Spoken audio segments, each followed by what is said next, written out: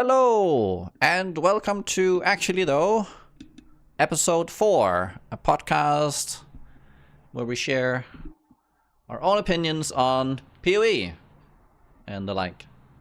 With me today I have Captain Lance and myself, no Siggy, because he's still out making babies and stuff. Well, it's already out. Now they're chilling at home for a bit. But he should be here for episode 5. So we'll look forward to that. Right, Lance, how's it going? It's going pretty well, man. This league, I've had a lot of fun. There's a lot of things to make with the new uniques, basically. They open up a lot of build possibilities. How about yourself? Yeah, same. Lots of fun. I would say that so I've been a bit down for a few years on PoE, honestly. Like ever since Arc Nemesis kind of killed my joy for quite a while, but I think over the last 3 leagues I've seen big improvement league on what I think really makes PoE click for me. So yeah, this was like another one in like a line of good leagues for me, at least. So yeah, and it's exactly what you say. It's just lots of reeling you back in. I mean, it really is. I find myself enjoying the theory crafting, having ideas, and finding that I'm having more choice and options overall again, rather than feeling it's all the same. So yeah, I think that's like my take. I feel like for me, this league, I don't like. Usually every league, there's like quite a few things I want to do, and I don't get to all of them. This league feels that like times 5 in terms of like builds that I want to do, but I don't have freaking time to do. Especially with the fact that GGG out of nowhere is like, yeah, we're gonna do early December. I figured they were gonna be like early January, and I was like, holy crap, I need to do 10 builds in the next 3 weeks here. just to freaking test things or try things out. Yeah, it's kind of crazy. That's good though, no? Because then next league we have all these unfinished build ideas, rather than having a year of settlers where it's like everything has been solved to the nth degree. Now it's like, yeah. I have not done anything yet. Help me. Have still leftover things you want to do along with whatever new things get added next league, right? Yeah, I think it's good. It's a good problem to have if there's too many things you want to do versus not having, like, just being like, oh, I don't even know what I want to play. There's not even anything that looks exciting, right? Yeah, but I think we'll just jump, because we have a lot of things to cover. So I think we just jump right into the talks. Right, let's start with the tree. Right, so with Keepers of the Flame, they added the, what was it? I kept calling it something, but it's the Genesis tree. I called it some other tree. I don't know, but it's the Genesis tree. We got the Genesis tree. It does 4 or 5 things. Wait, 1, 2, 3. It's a provision, ancient, lavish, and grow. And then there's the mysterious. So it does kind of 5 things. Yeah. Right. So it's like 4, because mysterious just kind of gives you the other options pretty much. Well, it gives you a gem you didn't want, and then a gem you didn't want, and then an ancient womb gift sometimes. And ancient womb gifts. Yeah, that's pretty much it. Right. So let's just start with probably the main thing that the tree kind of has, which is the provisioning version, which is the generating rares and loot and crafting. Right, so the tree offers a similar thing to, we talked about in the last episode as well, how it generates loot based on you increase and lower certain variables for modifiers that it'll roll, and then it'll bump the tiers of these modifiers. So you can kind of target very specific types of loot that are then randomized as they come out. So you'll have like full defenses on a piece of gear, and you can then trade it towards like strength stacked, or like strength based, int based, strength int based, whatever you want. So you can. So the end result is that we start making a bunch of really high tiered out rare gear. So you've got like your what they call Twilight regalias, the highest one, right? Yep. The 84 type, yeah. Twilights, necrotics, Necrotics, royals, yeah, conquest, the whatever, works. yeah, everything. And you're very often seeing, if not full tier ones, like a mix of T1, T2, and then you're obviously banking on like full T1s. So yeah, what do we think about like the implications or the addition of the loot, the rare loot generator of the tree? It's kind of crazy how fast you go from I'm wearing complete garbage, I just started doing maps, to I have basically what would have been the gear I needed to go into like T17s, if you know what I mean. Like, Yes. if like it's cool that it gives you this access point. Like, if I was playing SSF, I think I would like be kind of in love with it, with how it makes that gear accessible to me without like crazy amounts of farming for like dense fossils or whatever, or like jagged fossils for a fizz weapon, that sort of thing. But man, does it just like you just jump straight past like campaign ID rares off the ground to like this insane piece of progression. So I'm like, I'm kind of mixed about it. I like it in terms of like, you know, oh, my character's really popping off really fast or whatever, but it also just like you completely skip some progression on the curve of like yellow maps, white maps, the early red maps, like all that stuff in between just feels kind of like doesn't even exist in your character progression. How do you as a player usually fill that gap, like between the entering and let's see the end game tree? Like what's your normal process there? You mean just like in like gear progression? Yeah, like what do you usually do for doing that? Like, do you self craft? Do you I like mean, roll expedition and like raw gets usually pog for or? me, a lot of that progression is like IDing rares off the ground. I definitely feel like I skipped the part where I cared about IDing rares off the ground. Like Do you usually it's miss like, the IDing part? yeah, that's the part I feel like it kind of skips, but I don't know if it's that big of a deal because it's not like that's a long phase of your build, or at least I don't feel like it's a long phase anyways, where you're picking up, you're IDing, you're trying to look for like some immediate upgrade sort of thing. Right. But it's not like a phase of the build that lasts very long anyways, like even before the tree. Hmm. Because we don't have like the same things we have in PoE 2 where like everything is tiered and like the stuff on the ground kind of tiers up. So I do kind of feel as if PoE 1 at least, loot is kind of generated through like different mechanics, rares at least. It's very, I feel like the picking up the stuff from the ground and using that's like a day or two. Like that's Yeah, it. it's not long. Yeah.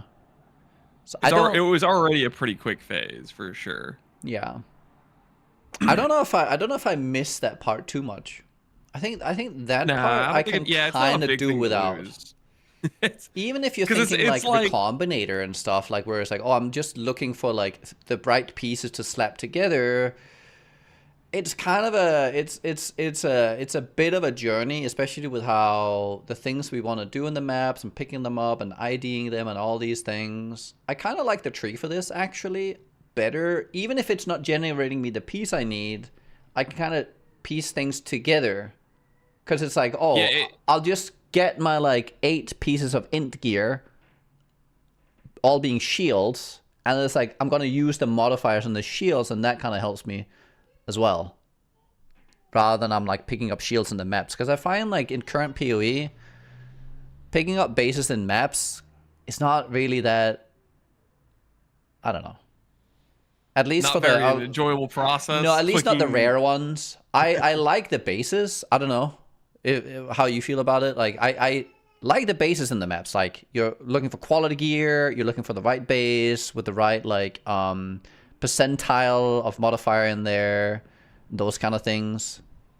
is now that we're talking about, I'm thinking about this how it went on my league start, and even before you have like a fully leveled up tree, right, where you have all the good things that Uh give you huh. a very high likelihood to get a super piece. Even Yeah. when you were like early on, the tree was giving you like pretty freaking good rares, Yeah. Yeah. and that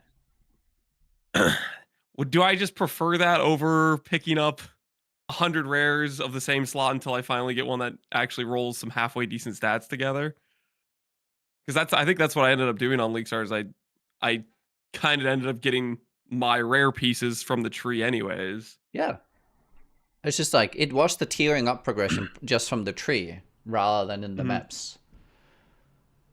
Because your tree wasn't initially upgraded. Do you think this is something they'll want to keep, or do you think GG will be like, this was maybe too strong and they'll dial it back?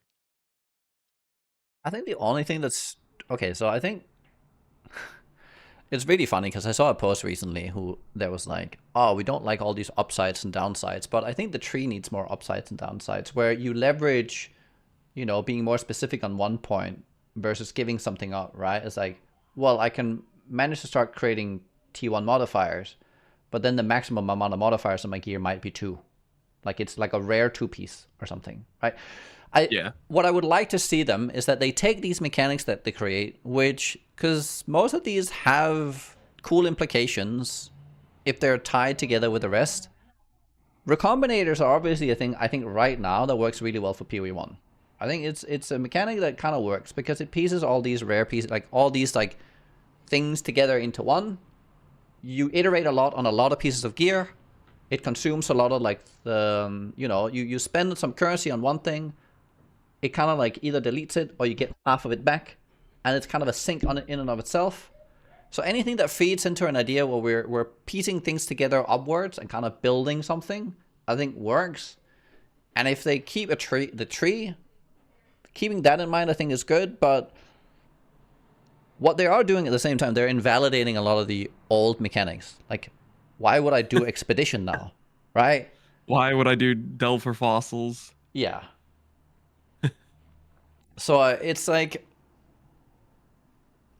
I want a cohesive. I just want to see them build a cohesive crafting system where it just makes sense from the bottom to the top. That's all I want. Whatever that looks like, I don't really care if it's do you want more fossils to do that? Do we want the tree to do that? Do we want rock to do that? I think You mean rock like was. instead of like separate systems, or what do you mean exactly? I just like them to play together more. Because my only problem with the tree right now, Like honestly, how? my only problem is that it invalidates a lot of the other mechanics because it just does it so much better, and it does the Yeah. same thing. I think my cope going into League Start is I was always hoping the tree would give some sort of unique drop only mods that could only occur on the tree.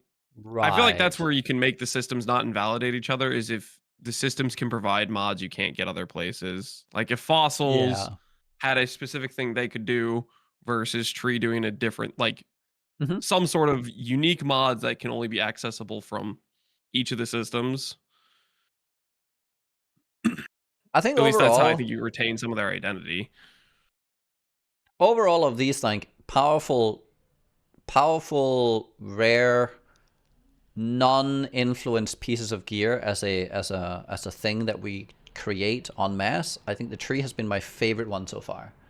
I think it's Mhm. much more enjoyable than expedition because I don't like the sitting in the vendor there and like and then you Rog run is dog. and You then heard you it here. run out Nugiyen's a of Rog is dog but then appreciator. you run out of the one type of currency you need for one type of suffix, and it's like you have this. Oh man, it just drives me crazy every time.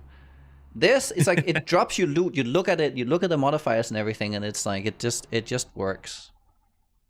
No, I kind of like it. And the thing is, do you think it's because yes, we get to very high level rare gear, but do you think the crafting ends at when we have the rare gear? Like once you hit those like T1 modifiers, like it's crafting over? Because I feel like that's what a lot of No. people are saying is that It's then it's it's it's like over. a stepping stone. It's the reason, like, it's the reason there's such a huge price difference in this item with perfect defensive base stats versus this item with perfect defense stats and an abyssal socket. It's like, Yes. it's really good.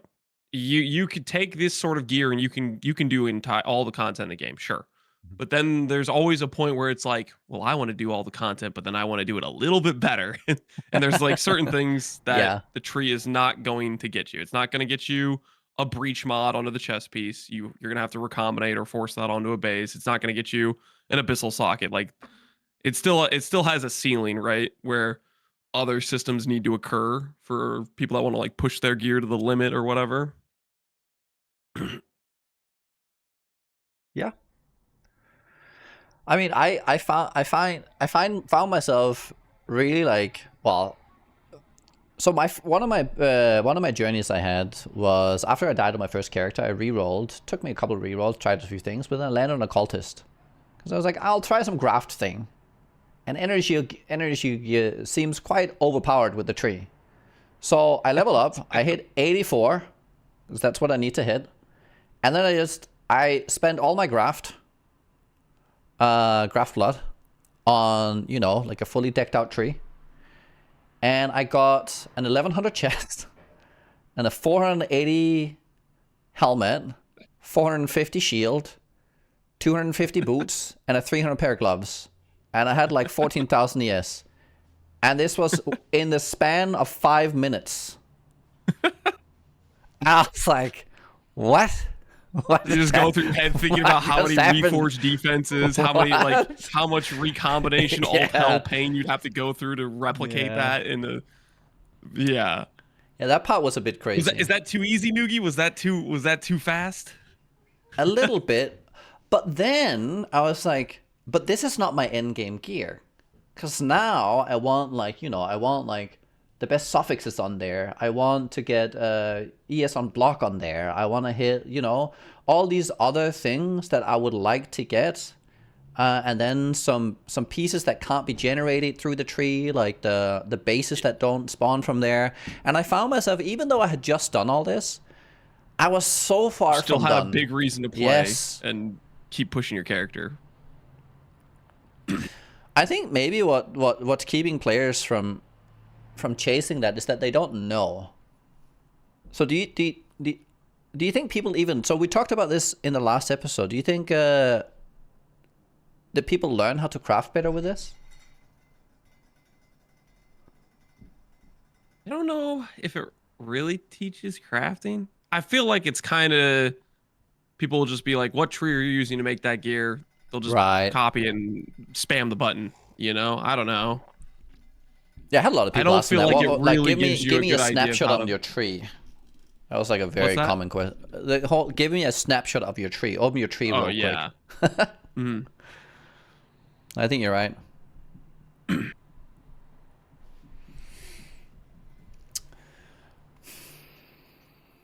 I mean, it introduces it just introduces you to like, okay, these are pieces that are achievable for me to get, but I don't think it really gives you an idea of how to build or actually go through a craft to get to that point. I don't think people even know what really happened. If that makes sense. It's like I clicked the thing and then it's magic. The tree pinata gave me yeah. I've been thinking about it because I think the idea with especially like modifying affixes, going up, going down, less, more, all of these things, I think they're good.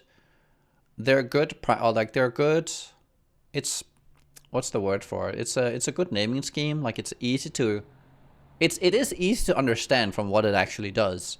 But I don't think I think players visually don't really have a clue what actually happens. Unless they have something in front of them, like Path of Exile. And even Path of Exile is, especially when they add new mechanics, can be a little bit lagging behind.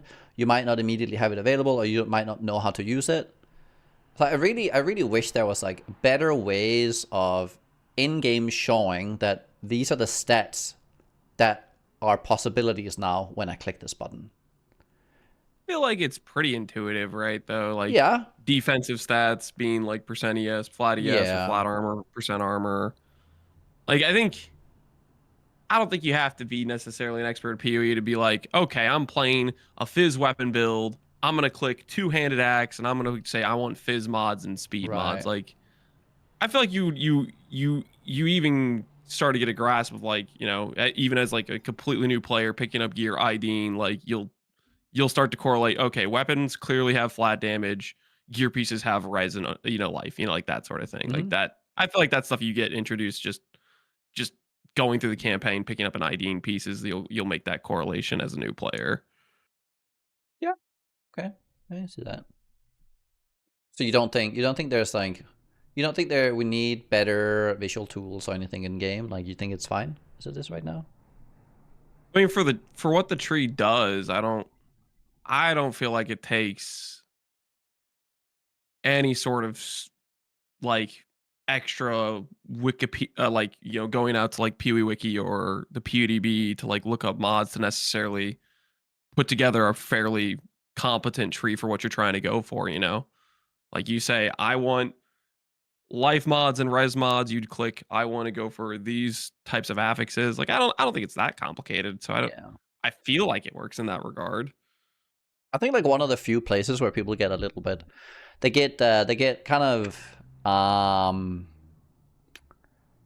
well, they think they're doing the right thing, but it ends up actually being terrible for them. So like let's say you want to run like a wand and you want lightning mods on there, or do you want any attack mod on there and you just say extra lightning modifiers, and then you don't realize that that's also spell lightning. Like so you've increased your attack, you've increased your lightning, and you've lowered caster, but somehow the modifier, it always spits out, it keeps spitting out spell lightning damage and stuff, and like percent light, like all those modifiers, because those become Yeah.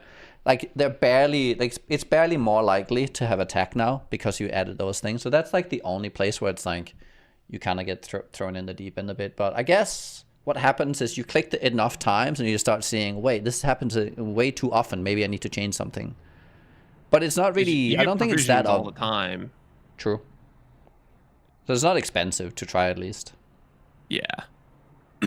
Okay.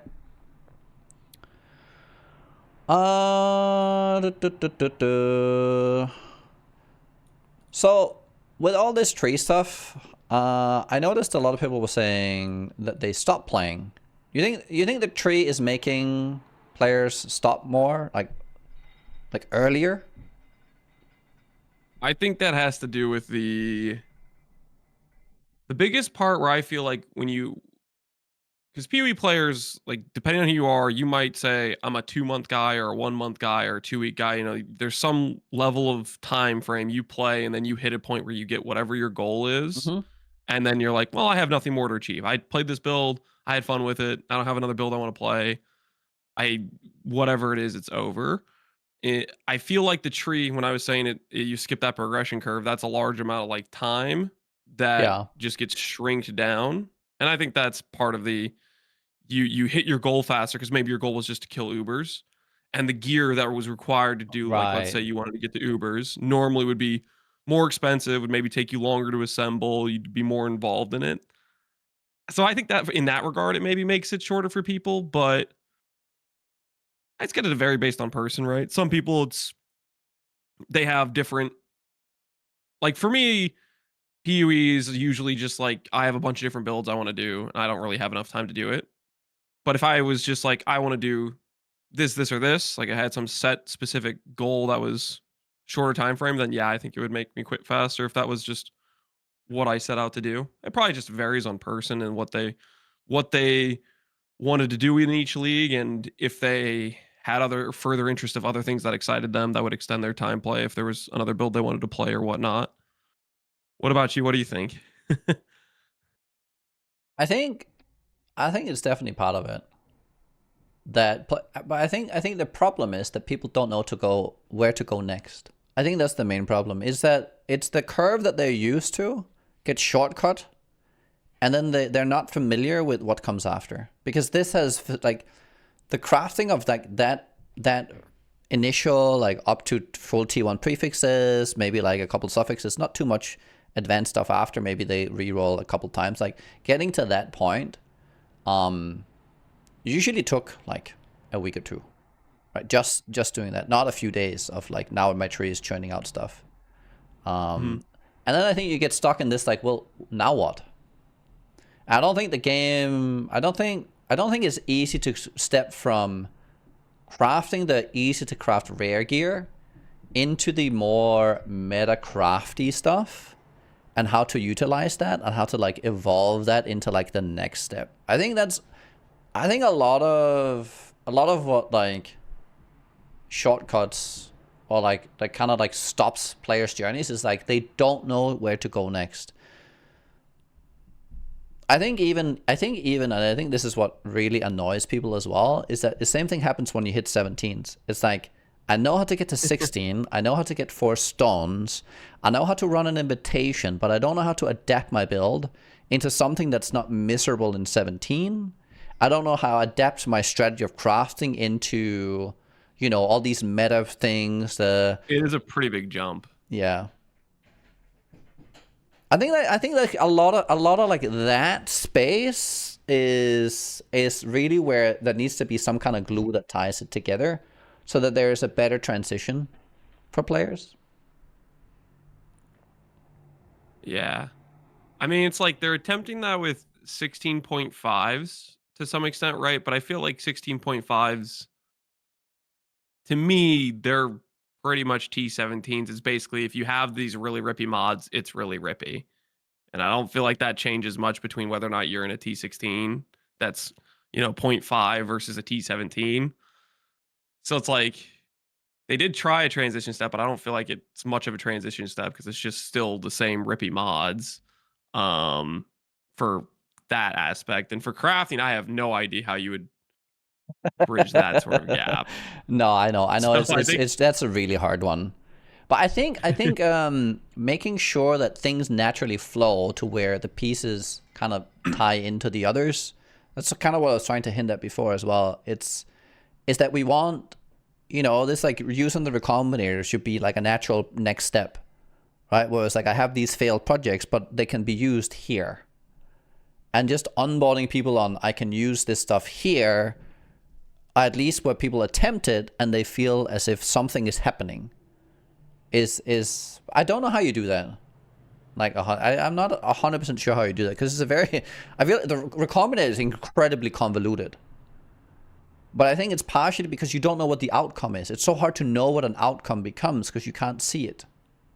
Especially like non-natural modifiers and all these other things that occur on that thing, and even like cost of modifiers. Like there isn't like a specific because like if you can see a modifier what it costs to like put it in, you start seeing, oh, I could actually start shifting based on dust cost, gold cost. But there is no other than knowing. You go to the combinator and you will just know that this cost me like X amount of dust and gold, but you could lower that by like half or whatever by knowing that there's values attached to it. basically just like giving them more information for it, more detailed. If you want players to engage with it, I think you have to give some amount, like something tangible to hold on to, where they see the option. You don't need to give them full information. They just need to know that there's something to explore. Yeah.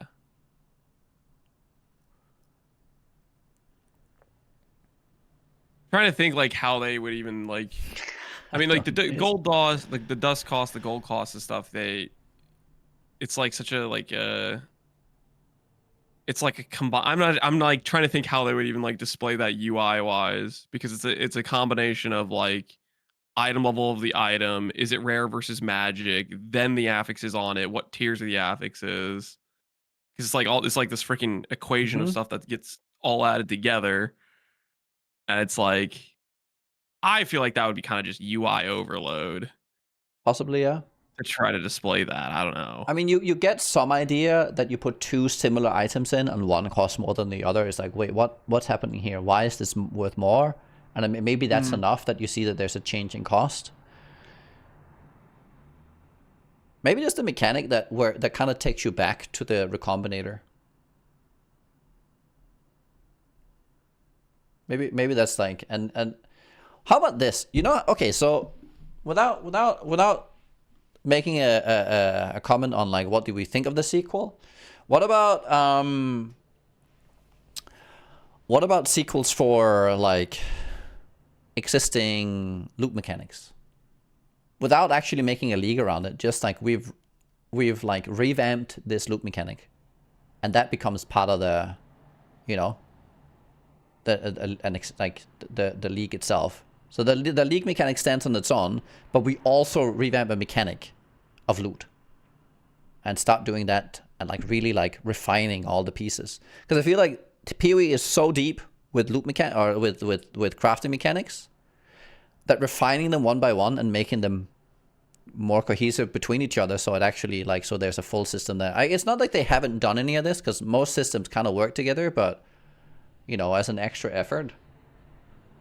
I mean, I think that's stuff they already do or they've done in the past, and I think it's good when they try to like refine some stuff. Like for example, when they separated, like Veiled Orb went through multiple changes where True. like it became Yeah. Veiled Exalt, and then it became Veiled Chaos, and then it became Veiled True. Chaos or Veiled Exalt, right? You know, like Yeah.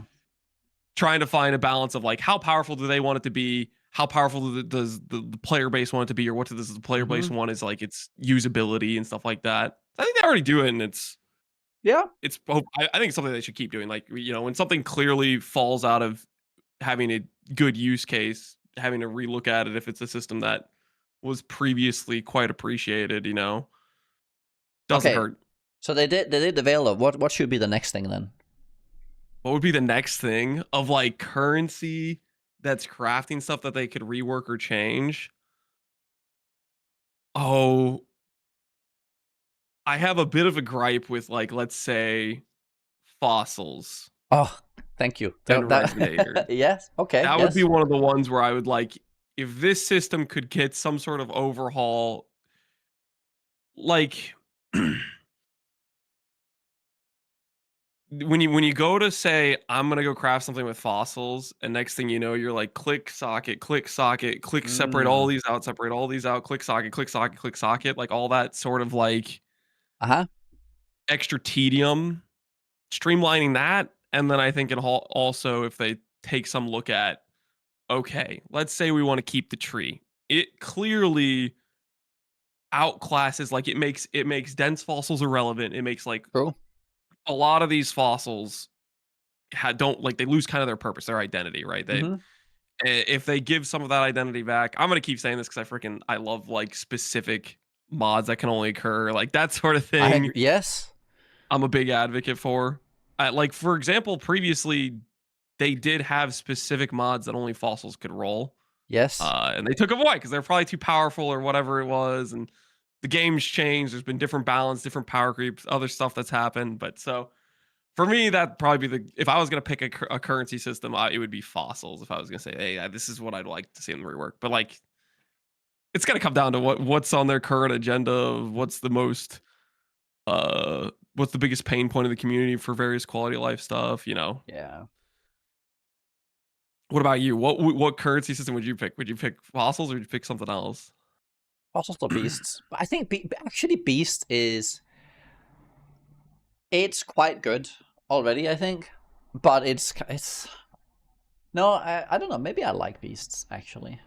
I think they have interesting, because it's like it's a cheaper option of something that exists elsewhere but with limited use. Actually, sometimes beasts are actually better than the other options you have, because you can force eye level stuff. It's like if you need to roll a lower eye level, you can have a, like, let's say you move a prefix suffix, and then let's say you have like, you're on an eye level 86 base, but you want an eye level 75 mod. You would use a beast to try and force it that way, for instance, or so in that way it's pretty neat. I wish they communicated that a little bit better. That you're locking your, because I think most people don't know that the eye level that you get is based on the beast. So that would be nice to just know. Otherwise, I mean, there are delve. some very niche crafts that have been done with that exact, like, because of that exact fact, where people Right. force like low level items to make some certain mods easier to hit, and Yeah. then use beast to try to force on a mod they wouldn't have with the item they have. Right. There's another fun use case that happens when, like, if you talk about strand crafting, where you don't necessarily want to use up the strands. You could, like, when you exalt, it'll That consume use, strands, yeah. right? So what people will do or have done is they'll take they'll take the beast that can exalt an item, and that doesn't count as an actual exalt. It doesn't consume strands. Oh shit. But then you keep the strands there to try to like upgrade them after the fact once you finally hit the type of mod you're looking for. Right. And That's like super ultra niche. That's not very rarely you end up in that situation, I feel like. But you know what? I do actually like that is what crafting turns into at the end game. It becomes these like very like you're going through a lot of different hoops and you're doing all, because I like this crafting much more than I like put 2 divine orbs on my bench and re-roll. And you just keep doing that and that and that. I like this, like you're piecing the, like you're going to the beast to do this, you're getting the eye level, and you're doing all these extra things to kind of piece together the puzzle. That's kind of what I was talking about, the piecing together the puzzle versus we're just like spamming the same thing over and over again. So I do, you know, like the more I think about it, I kind of like beasts. It's just, it can be very cumbersome to do, but I think that the fact that we can trade in bulk now for beasts, like it's so much easier to trade the beasts. This is like one of the first leagues where I've bought beasts in bulk because I didn't feel miserable doing it. So therefore, I'm now liking. Is that because you did them like through async trade, or did you just use the bulk trade? I used async trade this time. Like I just go on, like I was like, oh, he has more of them, and I just buy all of them out, like. And obviously, I'm playing on hardcore, so there's not enough, like there's not that many landmines in there, so I'm fine. Yeah, they added the landmine protection too. I still managed to landmine myself after that patch. Yeah. Wow. On what? So I think I was buying ancient womb gifts. I was buying some low level ancient womb gifts for like 30C. I was way overpaying because I was coping that it would make it more likely I'd hit a jewel or whatever it was at the time. Some guy had a bunch of them listed for 30, and I just like clicked. Well, he had one. He had like one for 30, one for 29, one for 28. Or whatever. That's so smart. And he just had a bunch of them. So he conditions you into believing that you just conditioned me into skipping the prompts. So I just started going like double click, double click, double click, double click, and then I bought one for like 1D or something, which it wasn't that bad of a landmine. It wasn't like I lost my entire finances, but it was still like. It's so funny. The patch did not protect me. I was not stupid proof enough for the patch to save me. That's so funny. I was also cracking up a little bit there because you mentioned not clicking 2 divines to like do the reroll, and then you'd use beast for something different. And the only reason that was cracking me up is because one of my most common things I do is the bristle matron craft, which is just to spend less than 2 divines for the suffix that can't be changed. And every time I try to craft prefixes and items, everybody starts there's like the same comments that always happen. If only there was a bench in the bestiary, because I'm just doing this thing where I'm going to the bestiary, killing the bristle matron, scouring the item, going back to my hideout, blocking mana, slam, remove benchcraft, didn't hit the slams, go back to and I just do this like little rotation. Yeah. And so I bring that up, and it's like, it's funny. Hey, but it's a nice discount on the suffix can't be changed, so I'm doing it willingly. Yeah, no, I was looking at that this time. I was like, nope, not worth it. Because the beasts itself were like 1 divine, and it's like a 2 and 5. Because I didn't have suffixes blocked. So for me, it was like a 2 and 5 to hit the thing I wanted. It's like, this is not worth it anymore. Too bad. Yeah. Very sad. But it's neat. It's neat that these exist, I think. Yeah, so beast crafting is kind of cool. Because it gives you like a whole variety, a whole suite of like kind of alternate ways to approach the craft. I like that. So I would say that I'm probably with you. Delve. Fossils. And I would even say, like, would it even be overpowered if the old fossil mods came back? Probably, maybe. I don't know. Maybe. There are some that are, like, kind of crazy. Like, well, what's the example? I think previously you could roll quality. Oh, you could? It was either you could roll a quality mod, or you could roll % defense on the suffix or something like that. Right. Maybe quality was a bench craft. I might be misremembering. I don't know. I don't remember that one. I remember Fist to Ellie. I remember minus like pen nearby or something. Those are like the 2 big ones everyone rolled on hardcore at least. Oh, you had quality in fossils as well. Interesting. Oh, but that was that was just the perfect one. So you're talking about Just the whether or perfect not. one. Oh, whether or not you should get the I perfect think one I'm mixing up back. something. I know previously you could get extra quality on an item back when quality was not like a more multiplier, but it might not have been fossils. I might be thinking it No, might that have been was the like a perfect special fossil. bench craft. That was just, but you would roll it before anything else. You would. I'm not talking about like rolling up to 30 quality with perfect Oh, fossils. I'm you talking there was going above literally it? like a quality affix, which I think was maybe a bench craft. I know for sure percent like ES could roll to 50% on suffix was one of them. There were some weird ones. I'm probably Yes. getting some systems confused with So I but I think do that remember might have been betrayal.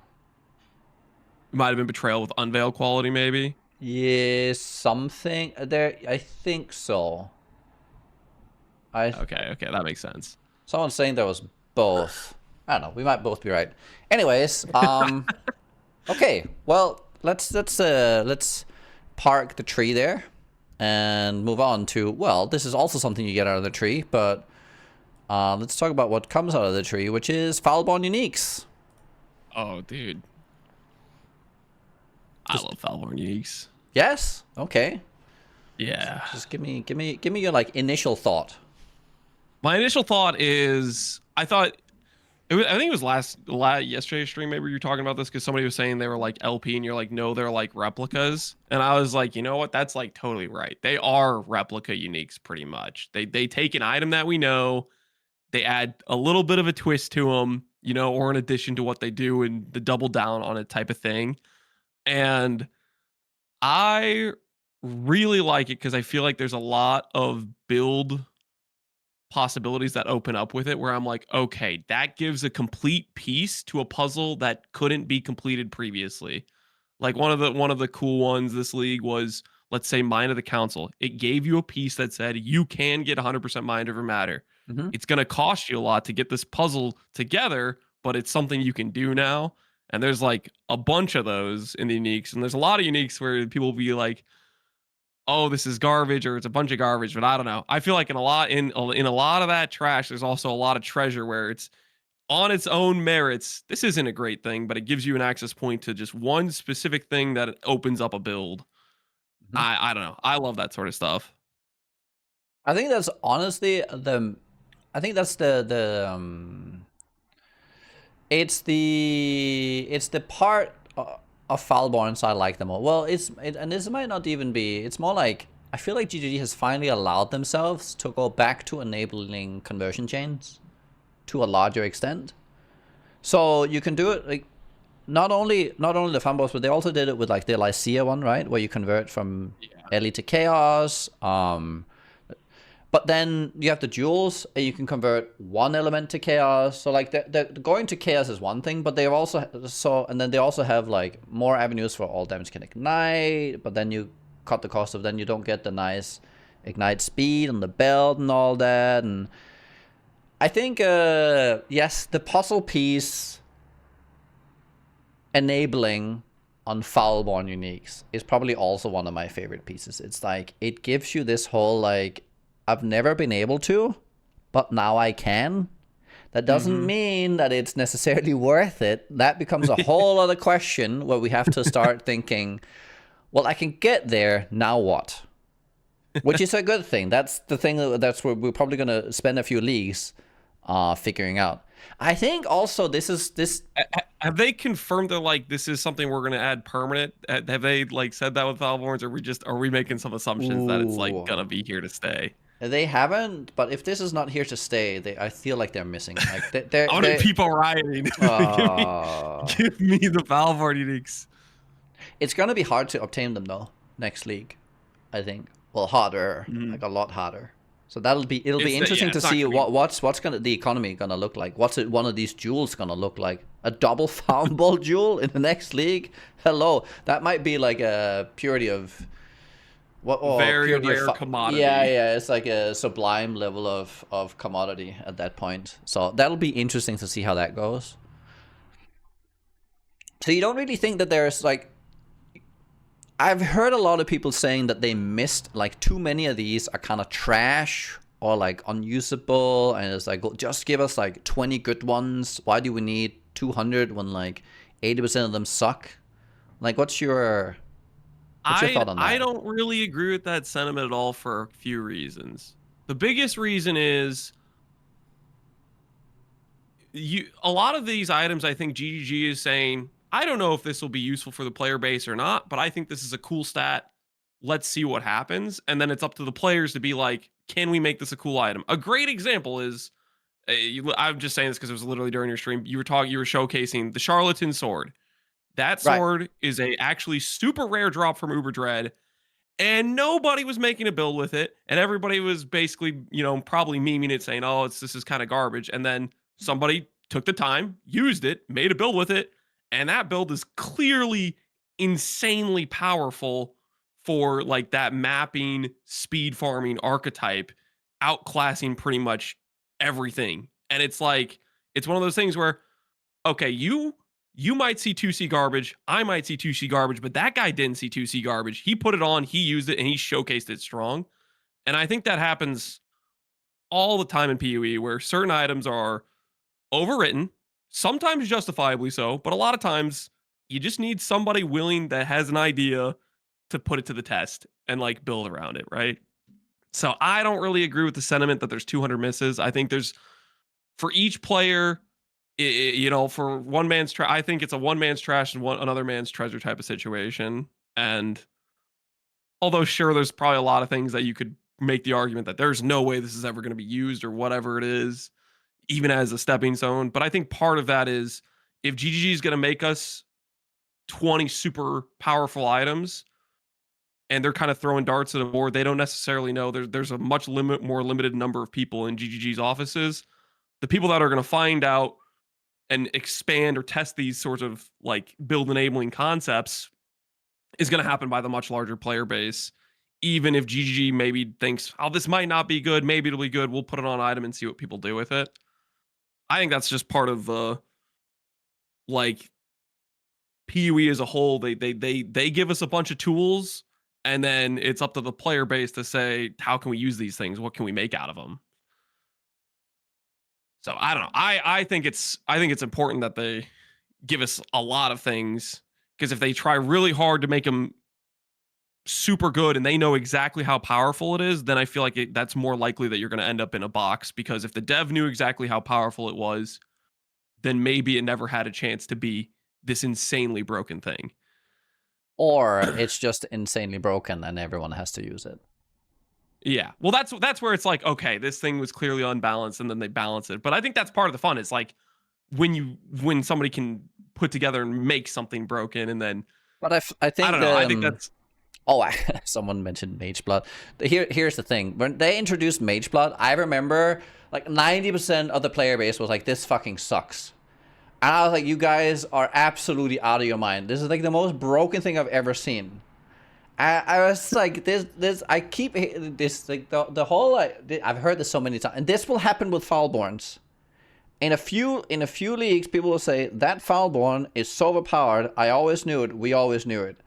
And it's gonna be one of those 1C items from this league. I can guarantee you, because it always happens. the tale as old as time with PoE. I feel like it's like first initial showcase of an item, 1C Lamau or whatever it is. yeah. But I think that's what makes PoE special as well. It's that things that aren't like they don't look like much at first glance, but once you unpack the whole thing, it kind of opens up, and it's that puzzle piece, and it's that understanding it is when it opens up. Now I think if you do the opposite, where it's like you just make 20 powerful uniques, where people look at them, I was like, I want to chase that. I mean, I don't know. I feel like you force the player too much, and there's no like you will never that, and like you're not gonna have people having their like, oh, I made something out of this, right? It's like that finding the trash in the or like the one person's trash is That's my a treasure, good right? point. It's if they for sure knew they were powerful and every player knew it was powerful, then it doesn't really have that element of like discovery to it. Because exactly. if it's that powerful on its face, it probably doesn't really have that much substance or something that you had to like figure out or build around to make it something crazy. Like I saw a post where it's like, oh, don't put PoE 2 in PoE 1. We don't want upsides and downsides. And I'm like, I don't know where you've been the last 13 years. PoE 1 is built on the notion of upsides and downsides. It's the bedrock of the entire game. And I was That like, was a post. Don't put upsides and wow. downsides of my PoE one. Yes. That is Like so funny. unironically, I was like, what is happening?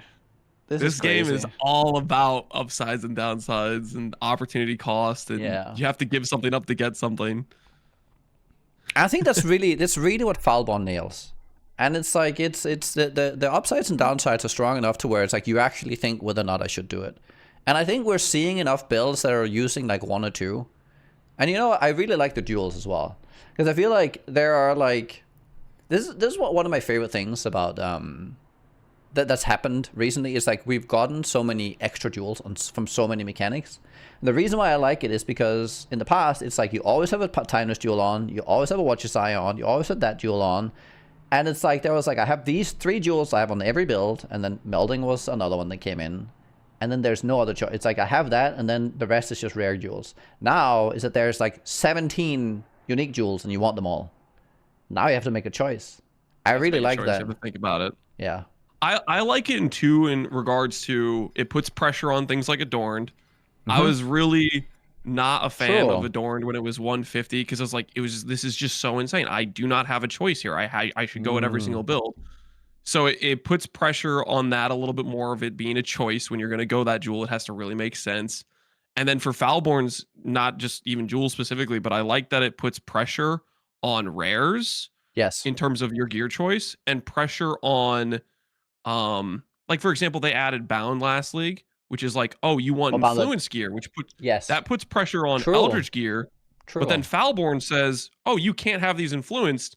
And so it's like starting to be like more of like you do have to be giving something up when you're choosing to do these things. True.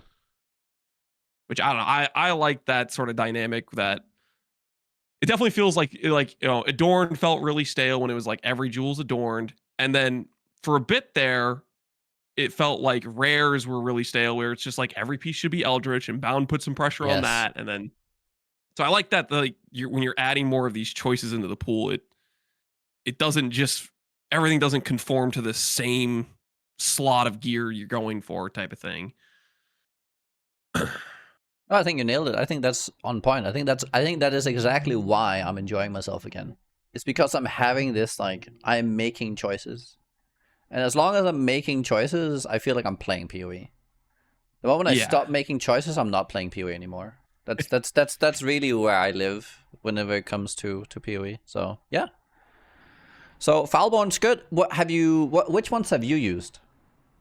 I've used Foulborn Wrathpith. I did that to build around Cold Dot just because it's just like, hey, this is a ton of % damage scaling, which makes like dot skills kind of feel like they can be pretty good for clearing some of the harder content where a lot of times dot skills I feel like it's a bit harder to get the DPS.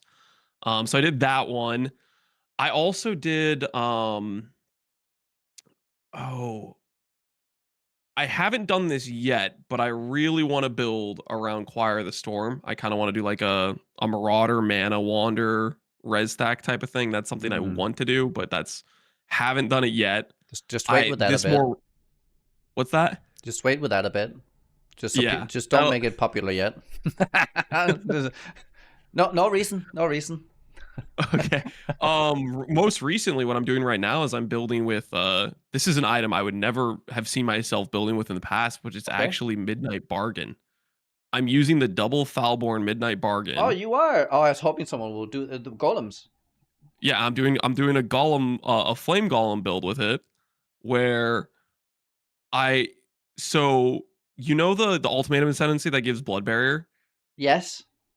So that ascendancy, the way it works is when it's giving you when it says your regen applies to blood barrier when you're on full life, it doesn't actually consume your life regen. So if you have regen that says 2k regen, and let's say I have this wand that says I lose 5% of my or 0.5% per minion. I have 18 golems, so I'm losing 9% of my life per second. Oh yeah. Let's say my net regen would be 1,000, but the blood barrier is still getting 2k. So I invest in the regen, which is fighting against that lose life per second, but the blood barrier itself is Oh, still getting full recovery, if that makes sense. It really? like Oh, mirrors your that's recovery. not So what? So that's not lowered by the like it's not cut in mitig half, so like it's or cut it cuts your regen in half, like the percentage amount, but when the blood oh, so barrier when is you so like you have 2,000 when you're at full, but the having 2,000 over and then consuming 1,800 doesn't count towards the when you're on full life. You still have 2,000. yeah, the blood barrier is still getting 2,000 per second, even though my net Right. regen is like It's two. 900 or whatever, Right. Like it could which be I think is one, like and you would still get 2,000 as long as you had max life. yeah.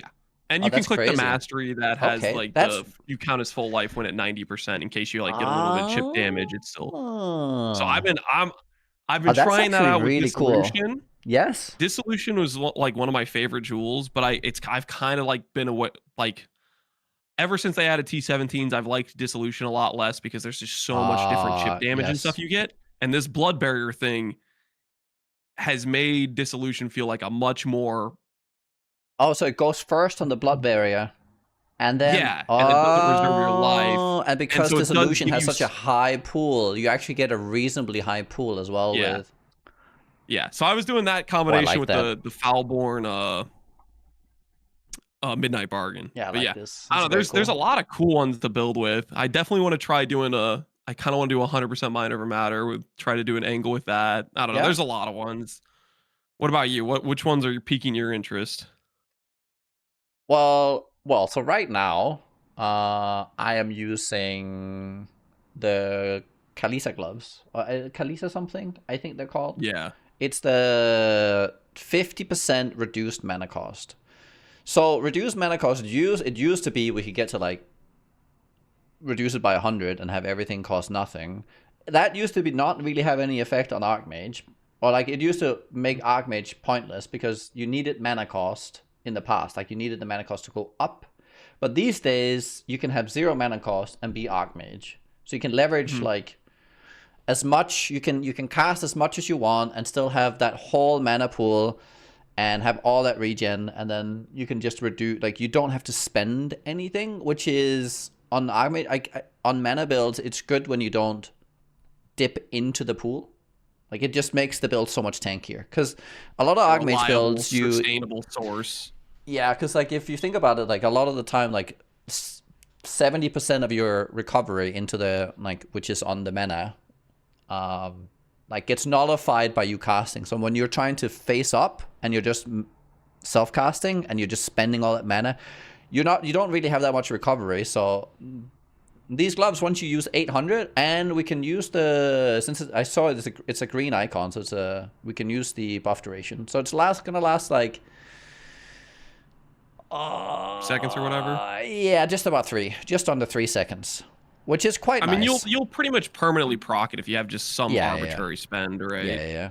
But it's a big difference between spending, Like spending like 3,000 mana 400 per mana second. a second versus 5,000 mana a second. Yeah, or whatever, exactly. you No, know? it's pretty huge for an item that's like it's honestly it looks so benign. It looks like that's nothing, right? Because it's on these unique gloves that nobody's ever used. Because it used to, those were the gloves where you got base I crit use damage. those on my league start characters on Oh, a regular really? basis. Oh, okay, Yeah, that's good. I like well, that. it's just like one of the cheapest 5 links. Like, okay, this league All it right. doesn't matter because like 6 links are raining from the sky. But Yeah. it was one of those super cheap 5 links you could always get on league start Right. reliably because it's a T5 And you can even unique. corrupt it. Yeah. Yeah, okay, it's good. Well, glad you see you like it's no, but that's like a lands thing, right? You see the possibility. I like that. But yeah, I'm using that. That's probably gonna be in my like end game setup even. I think that stat on its own is powerful enough to give up some glove power, like on a build like this. So I'm gonna use Bladefall of Thrathis as well. And the thing is, Bladefall of Thrathis on a mana stacker is actually quite a huge thing because it's a similar thing to where you're using with the I'm losing life. You lose percent mana, and if you link more things to it, it's a multiplier to that percent mana. Because it normally takes away 5% per Is the second. Bladefall Charthus, is its damage based on how much you spend, or does it have like some arbitrary number? I can't remember. So Like, Bladefall of Tharthus gives you frequency rate per 2% frequency rate per 100 mana you have. But you don't really I but don't it doesn't have care about the spend. No. Oh, that's cool. Yes. So you kill its cost, and it's raining down a bunch. And then I just increase my mana pool, and so I'm hoping to get like, you know, somewhere where the base frequency is like 0.7. I want to get that down to like a 0.2. So you get like 25 of these lingering blades on the ground per second just from this running around. That's kind of what I'm hoping for, like 20-25-ish. And then, you know, I just play regular BFBB because it's one of my favorite combos. And like all the physical spells have always been like my favorite thing to play. It's just gonna be fun to see like where can I push this with how much mana and how does that feel without incurring this huge cost. Because like if you put Conk Effect, that's 1.4 on a 5, so it's like what is it, like 7 mana percent loss per second. That's a huge deal on most builds. Yeah. So running that down is going to be really nice. Have I used anything else? I mean, I used a little bit of the life stacking one. I've looked into like lightning coil. That one's cool.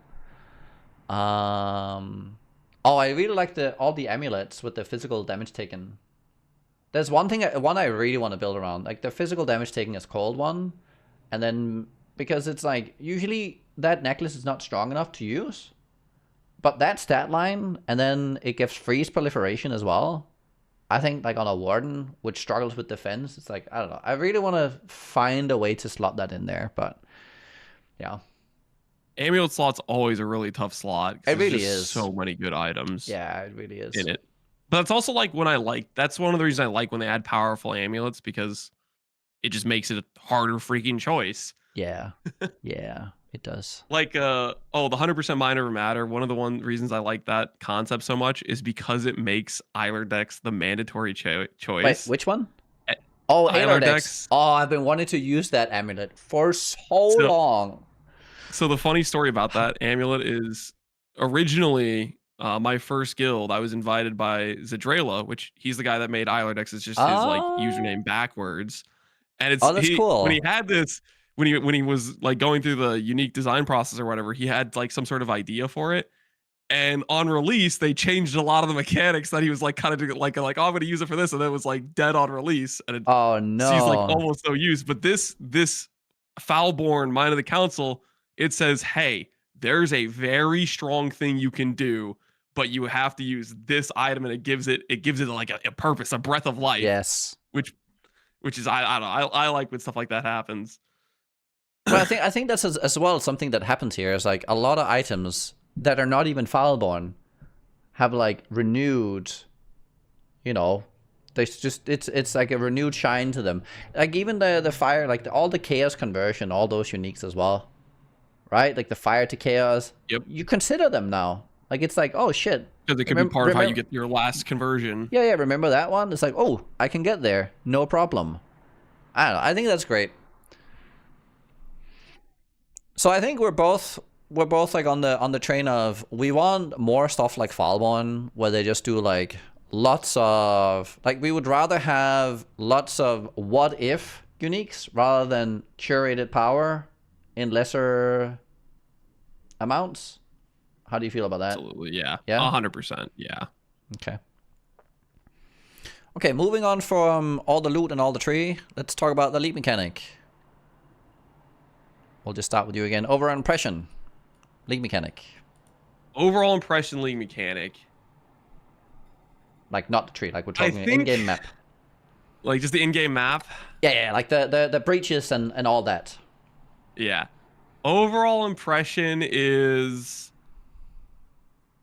I wasn't too big a fan, ultimately. I think I like the baseline breach where you open up, you kill monsters, and then you fight the boss at the end. But the Defend Aelith and the Hive much too quickly just became, I'm just sitting here waiting for this to be over, is how it ended up feeling to me in those mechanics. it didn't feel like that initially. When my build was weaker and it was hard, there were like I was more involved in it, right?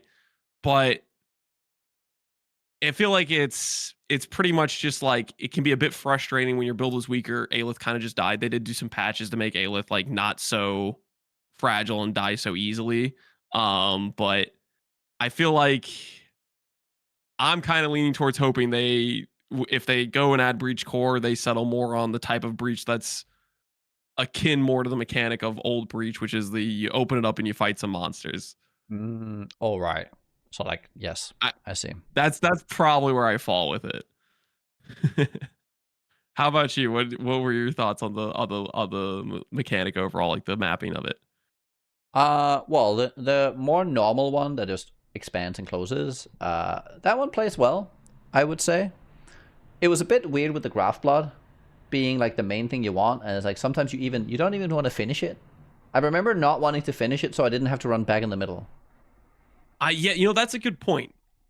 That I will was say if a they bit change it weird. to where it spawns on you instead of spawning back at the start, so Yeah, you take out that whole forced backtracking every time you do yeah. it.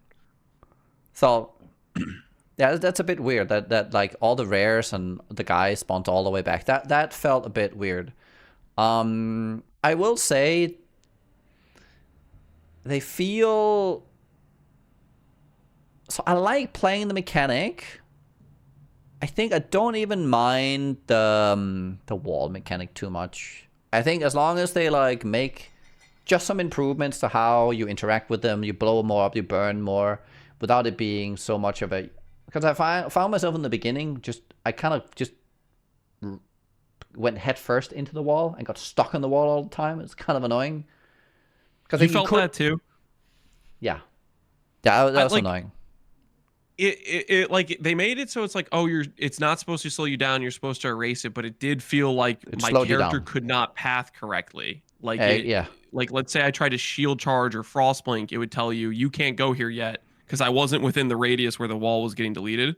So the game would still treat it as if there was an object there, and it would like mess. I feel like it like yeah. I don't know, that did 100% it did something on that. It's like it did yeah. not feel smooth. So that would need to be smoothed out. The mechanic itself, I don't really mind. It's like, I would say it's a good Elrion mission. If anything, You like it's you don't mind it, but do you like it, Nugi? Do you like it? I mean, do I like Blight? I mean, which mechanic? Do I like Legion? I mean, it's fine. It's like I like just killing the monsters in the map more than all of these other mechanics. Like I don't like sitting there Yeah. waiting on towers. I don't like sitting there doing like, compared to just moving around the map and killing monsters and finding rares and like murdering them and all that. Like Yeah. this does not feel like, of all the ones we have, this feels like a pretty good one, I would say. Mhm. I don't think it's worse than the Legion or Blight or like what Expedition. What else do we have? Like all these, it's like it's just a mechanic. It works just fine. I think as long as it runs smoother, I think I'm okay with that part. One thing I do miss, if we compare it to old Breach, I miss like the variety of them. Like you get the Chayula one. Oh shit! Do I have Chaos Res? Right? Like the Lightning one. Oh fuck! I don't have Suppression yet. This is fucking scary. Or like the soft bonking you. Right? There's like the variety of the old ones, and I think to that effect, the boss fortress versus the old what were they called again? Breachstones? The breachstones. The breachstones were unique. I think the breachstones is one of the best League like kind of like mechanics for like the like the upper end, the boss, the like that part of it always felt like that was one of the ones they nailed. So that was like the only thing that they kind of like, I feel like, where it's like, well, Breach is a beloved one, we want to like improve this and such, is like, but it's also like that mechanic of the running the breachstones right? is like one of the best mechanics they've ever had for like that end game. It's better than any other, you know. I think it was always better than Fallways, and what are the other ones? the shit, the Blight blight Ravage. ravaged and all of this. This all taking you to another place, and you're like fighting the clock. That was always cool, and I would kind of that part I miss from Breach, I would say, because that was something I would like to have seen revitalized. That like we enter the realm and we fight our way and like through the breach. Yeah. So I miss that. I think I'm kind of with you. I do really like breach stones. I guess well it's gonna be interesting to see how they handle it going next patch. Is it gonna be Are they gonna just say, okay, the reviews on certain mechanics were bad, we're gonna give you halvesy? Are we gonna re-add something you liked like breach stones or not? That'll be I wonder how that'll go in terms of like how they'll take our feedback or what'll be the overall like, because we haven't had like this sort of thing before where it's trading out a mechanic like this or changing it so significantly. How do you like the fortress? Not the boss one, the one that can appear in maps. Just the hive. I think hive. Okay, hive. I'm kind of mixed on. In some regards, I really like it for this like sort of high pressure situation of like all these mobs converging. I think it's one of those. This was like way more to the degree of like once you outscale it, it becomes like you're just kind of waiting, and then it's a long wait period. But prior to that, before your character gets strong, I really enjoyed it, if that makes sense. So I'm like, that's one of those things where it's like, if they get added to the core game, I think I'd be happy because it's one of those mechanics where I'm like, okay, my character's kind of weaker. I'm looking to push some gear progression. I'm going to enjoy engaging with this. And then later on, when I out power scale it, I'm be like, I'd rather just skip it right now because it's my character just is so strong. This becomes less of an engaging mechanic. You know, I don't know. There's a lot of mechanics that fit in the category of like, there's certain times where I'm just like, yeah, I'm feeling it. I want to do this. My character is at a good point where this is a fun thing to engage with versus not. So, I mean, overall, I think I like the fortresses. Did you like them or did you I like did them. you I think I like them because I think hardcore is a bit different from softcore as well, because there are I think there are more opportunities for good uniques to drop out of the boxes. I don't know how that goes on softcore. I find that there are actually good things that can drop that can actually resell. So like it's like I always do like the inner, or like I do like the inner like the circle, yeah, to click all the boxes. I think in the future, I think that'll be more exciting because as a mechanic, right? I think if the uniques become more chase, right? We want more chase things from there. That would be good. One thing I want them to do is I want to improve the loot pool on these stupid boxes.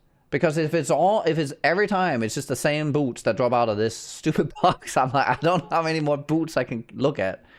It's like, at least give me the option of having either they can drop with two modifiers off those boxes when you get in the fortress or something, or widen the pool where there's an off chance you can get something that's not an ool, like just a foulborn.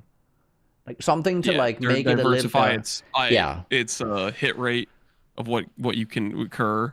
Yeah, so yeah, because I find I get a little after you hit like 10 of these in a row, it's like it's just the same items every time. It's like if it's not like an accuracy claw, it's like who even cares? So it's like, yeah, that part. Secondly, I want there to be more reason to juice this encounter up. I don't think there's enough reason. Like graph flop being constantly capped by map level is weird to me. Yeah, so there's just like a couple things there where I feel like it's a mechanic that could just be done in white maps entirely and you get the same result. And I think that's a bit that I would like to see an improvement on that. They have done some to its drops, I think, at the very least. At least the last couple times I did like a high fortress on a high quant map. Yeah. And I completed it. I was like, that's actually quite a few like you know the sound that uniques make when it drops? Yeah. Like I have a super strict filter at this point. So I don't see anything actually show up, but I hear, 20 dings, which to me tells Okay, me, oh, I just dropped a ton of stuff. Which, yeah. even though necessarily wasn't good loot, it's to me it was indicative. Okay, clearly they changed the amount of like quantity or items where it's like, okay, I Yeah, just fought a ton of monsters. It dropped a ton of things in like response, right? That sort of yeah. thing. No, I do actually think like on the whole, in terms of if you compare monsters that we kill to mapping, I think it provides a good amount of like it provides a consistent amount of monsters. Like it's I would say the mechanics provide more than the map otherwise would. Like on fighting it. It's not like you're Mhm. you're in the mechanic and you're feeling like I'm not killing as much as I would otherwise have done. I feel like it ramps up the killing. I think on that it's been a success. Even with the more annoying encounters, whenever I look at my XP bar as well, right? You're saying uniques, you're looking at the floor, right? You see that there's clearly something happening, and if you track your XP bar, you'll also see this mechanic Yeah. actually does provide like tons of monsters that you're killing. It's not like an empty mechanic. So I think on that it's very good.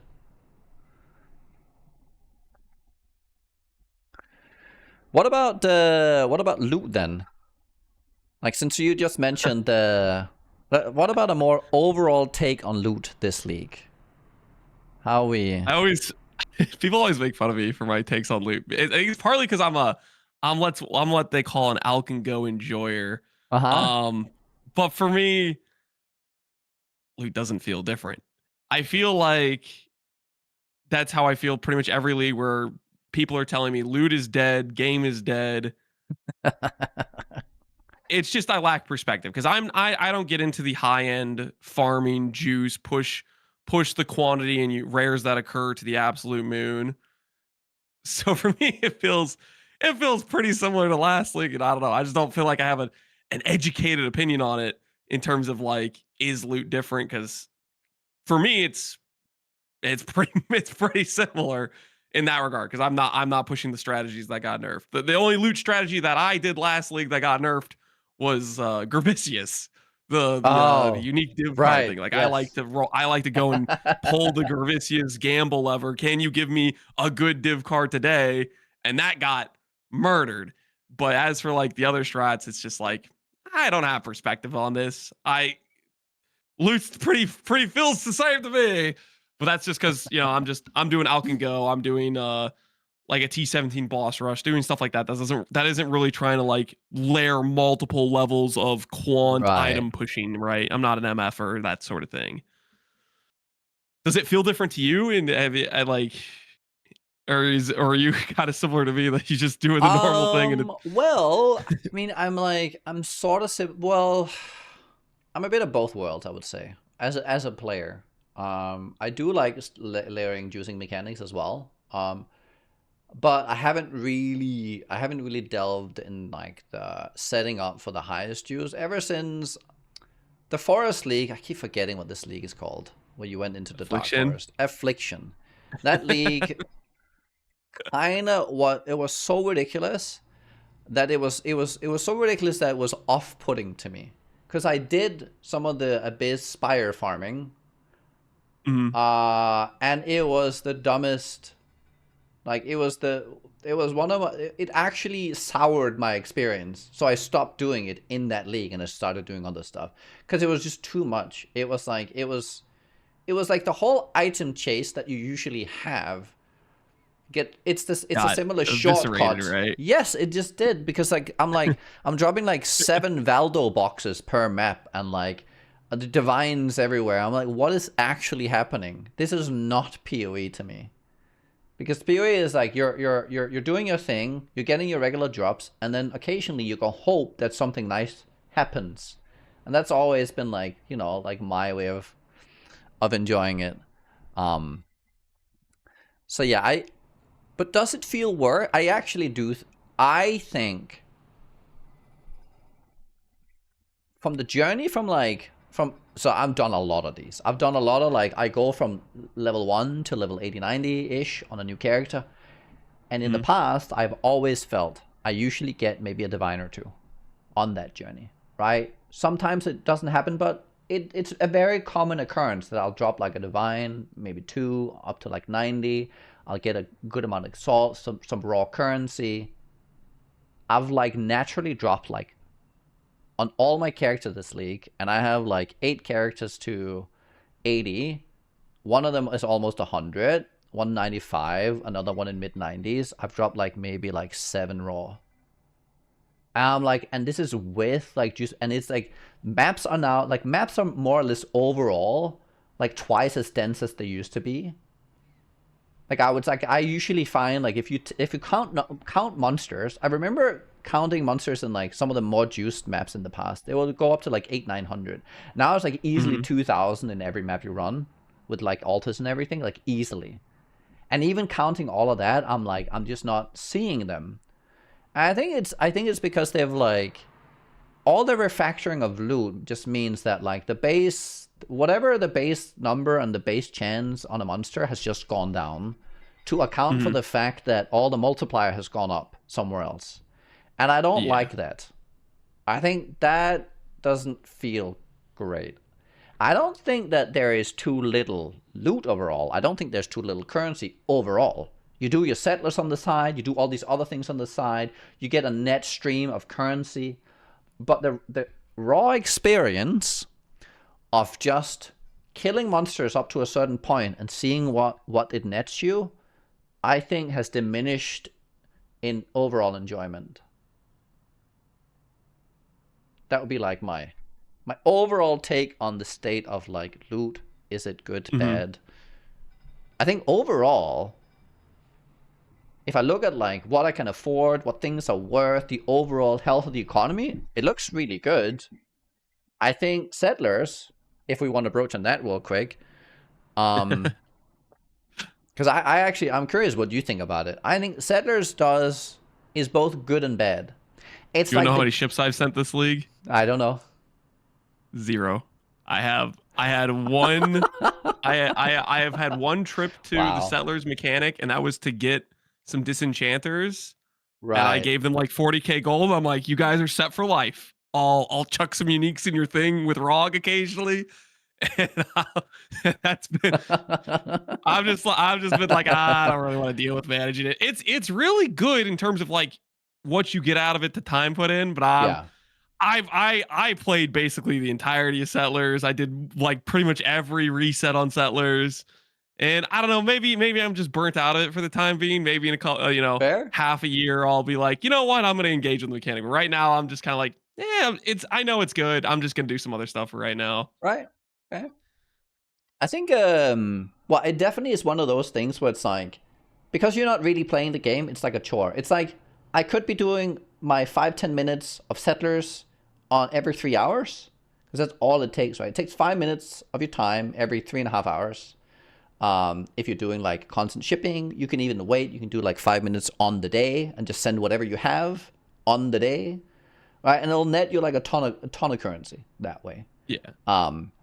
But because you're not really playing the game, it feels like a chore. And it's like, well, you could also just be flipping currency. Like if you're ever looking, if anyone's ever looking for what is the most profitable thing you can ever do, it's flipping currency and crafting for profit, and then doing your 5 minutes of settlers every day. That is the best thing you can do. It's not actually playing the game. It never has been. Just get that out of here. But I think what Settlers does do, and to where it's the great equalizer for most players, to where it's access to some amount of currency no matter what they do. As long as they can get the gold, which is like can be a bit annoying, at least in the start, because like that requires you to like enter 16, 17 pretty fast. Once you're there, it's kind of this like it just equalizes everyone. How do you feel about the gold spend even outside of like Settlers, like the async trade and everything?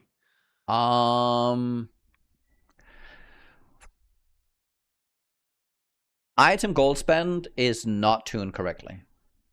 Like item buying is not tuned correctly. Do you think it's too much gold cost or too little? Like, do you think it's which tuning off do you think it is? I have an opinion, so I'm just curious. I think there's two things here. I think if you are in 17s and you're blasting, gold is completely trivial. It is Yeah. a non-factor. If you're in 16s, you only out and going, and you're not layering too much on it. It can, if you're doing any amount of settlers, it is an obnoxious cost. And most people are told that they should do settlers. So they are constantly battling, do I have enough for my ships and my farms versus do I have enough to trade? You go into 17s, that's completely true. You don't even care about it. You have millions of gold. It is pointless. So I think there needs to be some kind of, I don't know what they need to do, but there needs to be some kind of gold equalization. I think to where it's like either gold matters or it doesn't. I don't know. It's weird right now. Same thing with flipping, right? Because like you can earn so much currency by flipping as long as you don't like you do the right flips at low gold cost. So like the high currency cost things, I don't know. But then we're just if gold goes up, what happens? Then people are just gonna go back to third party stuff. Because they can't be asked with constantly having to like generate 1 million gold. So I don't know what needs to happen. Right now, my situation is because I do a lot of like out and go stuff. So whenever I'm doing like T16 out and go, I'm making no gold. But when I make a new character, I need a ton of gold if I want to like craft some items. Like for example, yesterday I wanted to make myself some cannot poison boots for my dissolution setup because you need poison immunity if you're gonna have dissolution.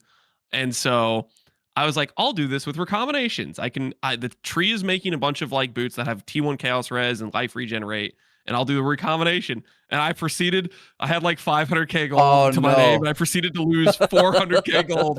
I got the boots done, but I'm like, okay, now I can't really buy more items because like, if I need this piece or this piece, that gold just is gone. Yeah. So I'm in the situation where it's like, oh, I want to do T7 or like out and go type of thing, T16, or sometimes I do a boss rush in T17. But if you're doing straight boss rush, you don't get it as much gold because you're kind of skipping most of the map. You're just you're farming like the fragments or whatever.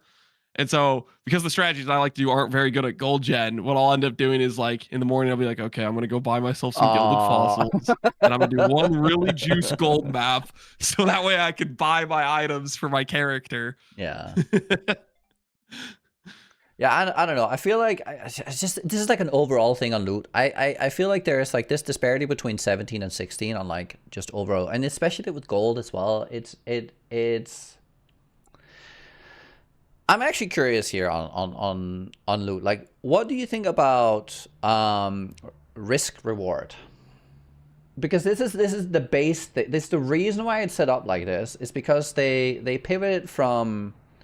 Things have like linear scaling in rewards, because like as you go from like 300 to 400 quantity, right? You're only increasing it by what's that, 25% or whatever, right? The total amount of stuff that comes from that quantity is like 25% on going up that much.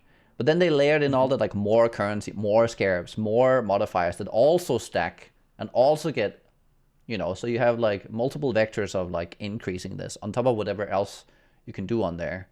So how do you feel overall? Because this is also like, it comes to gold as well. Do you think that everything should be tied towards you need to up the risk on everything you do to get into like a reasonable amount of currency, gold, whatever? I think I lean more towards I like the concept of doing harder content should be more rewarding in terms of like I created this insane build. This should be able to create better loot in terms of it's more efficient, it's doing this harder stuff.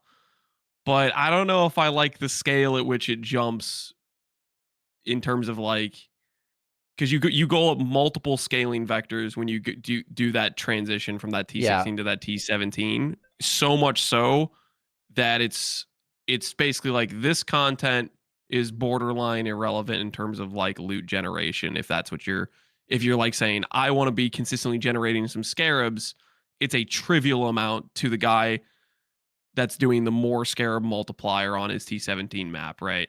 Yeah. Like that sort of thing. So I'm leaning more towards like trimming it back the top end of that sort of scaling, but that's also like I'm an Alka goer, so I'm rooting for my side versus not necessarily being like if I was pushing, if I really like enjoyed this, hey, let's push Scarab Quant and do that strategy. I'd obviously probably be biased towards the other opinion of, oh no, I like that I could push this, and have a reason to do that, right? I definitely have my bias. Yeah, it's I feel like it's a long conversation because it's like everyone will have to chime in, and it's gonna be really interesting to see like where they because on one hand I feel like GDG has essentially said, hey, this is the pinnacle of risk versus reward, and I think they regret it. I think they kind of regret this. T17s. Yeah, because it was like I feel like the ever since I think Affliction is when they came out with a statement of, well, it's okay for the top end guy to drop 10,000 times more than the low end guy, and that never really sat well with me because I don't think it creates good economical structures overall for the economy for the average player. Like even if you do, because it also matters to us because we can't do average strategies. Even as seasoned players, average strategies become like Alk and Go becomes kind of irrelevant, and I think that's a bit sad. I always remember. You remember? Like I don't know if you ever heard Chris Wilson. It was I was so thrown back when he said it, but he specifically said how important it was that PoE was able to be played on a couch watching television. And I think that's really true. But that's you only feel that you can if the time you put in give a relevant amount of stuff back. Otherwise, it's like, what am I doing? So I don't know. It definitely pushes you the FOMO of that loot versus the combined with the what I'm currently doing right now basically gives nothing. Yeah. In the grand scheme of things. Yeah. Like I do think risk should be rewarded. I mean, you go into a Valor map, I mean, give you I can give you all sorts of cool stuff. T17s, right? It's not let's say that they gave you like 25% more base loot in 17s, right? Let's say that was the difference between 16s. But not only that, they're also giving you fragments. And they're giving you more XP.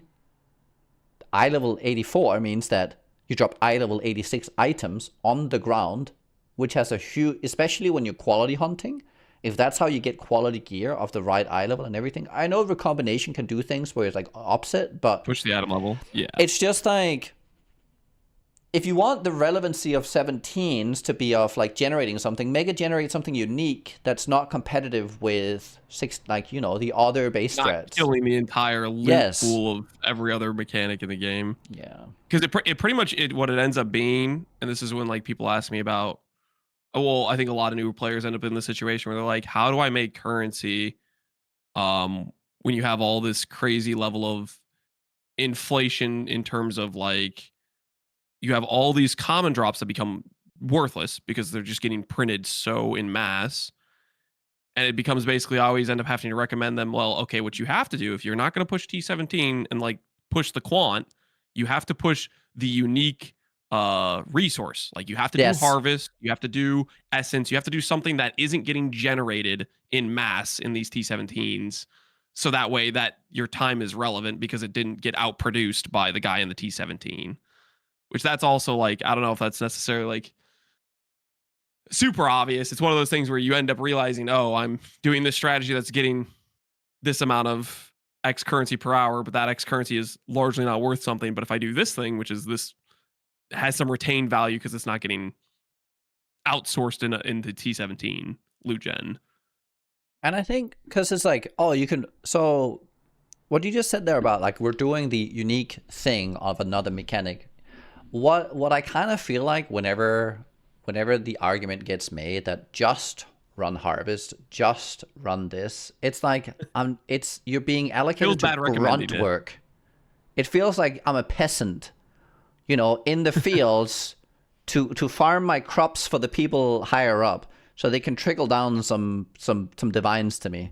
I'm like, it just does not sit well. I think it's good though, like unique modifiers in maps grant you something, but I feel like everyone should have access to killing monsters fast and enjoying it, no matter who you are, no matter where you are. It's just like that. It's just the baseline core of ARPG. So like to be offset to like I'm sitting over here just working in my harvest farm. I don't know. I don't know. We'll see. It's definitely one of those things where it feels bad recommending it to some extent in terms of like, well, I don't know if this person necessarily is going to even like Harvest or Essence. Exactly. It's like they have it limits their options of what they can do that they might not find enjoyable in terms of, because there's other mechanics they could do that they might find fun, but those are the mechanics that are generating the stuff that's already getting printed, and it's like, yeah, it locks you out of some of those options if you want to have any sort of efficient level of generation of loot for your character progression. Yeah. At any rate, it will be very interesting to see what GDG comes up with. Do you think they're gonna, like, okay, which direction do you think they're gonna go? Oh, this is wild guess.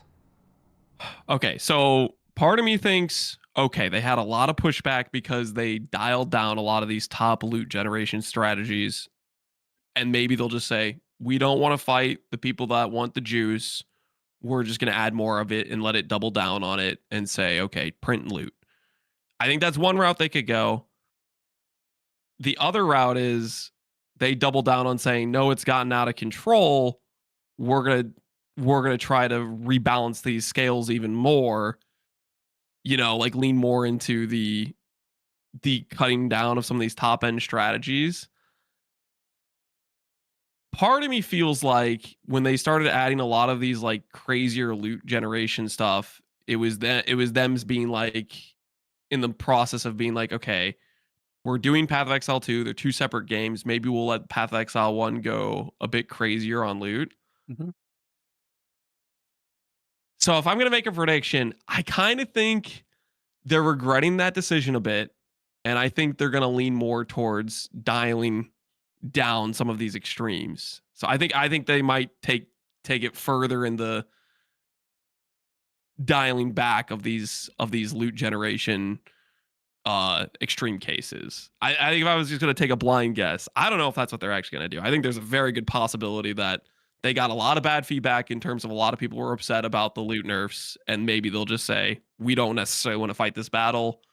We'll let PoE 2 be this more crazy loot gen game, but then that leans into the extreme cases. So I don't know. What do you think they're going to do? I know what I hope that they're going to do. I hope that, right? So, okay, I think, I don't know what they're going to do, but my hope is that they delete all the more multipliers. Literally, just delete them. Just straight up delete them? Yeah, just gone. The game doesn't need them. Like, more scarabs, more currency, more whatever. Don't need them. I think it's much better. You just cut out. I don't think I hear your mic right now. No, I had just the public information on the side here. I just needed to listen. Sorry. No. It's not about deleting 17s. It's just the modifiers, because like, let's say that you still run more rarity on 17 modifiers. I think they probably still account, like, I think they're worth more. The individual modifiers will have higher values than in 16s. So having like a bump up, I think, is perfectly fine alongside all the other net gains you have.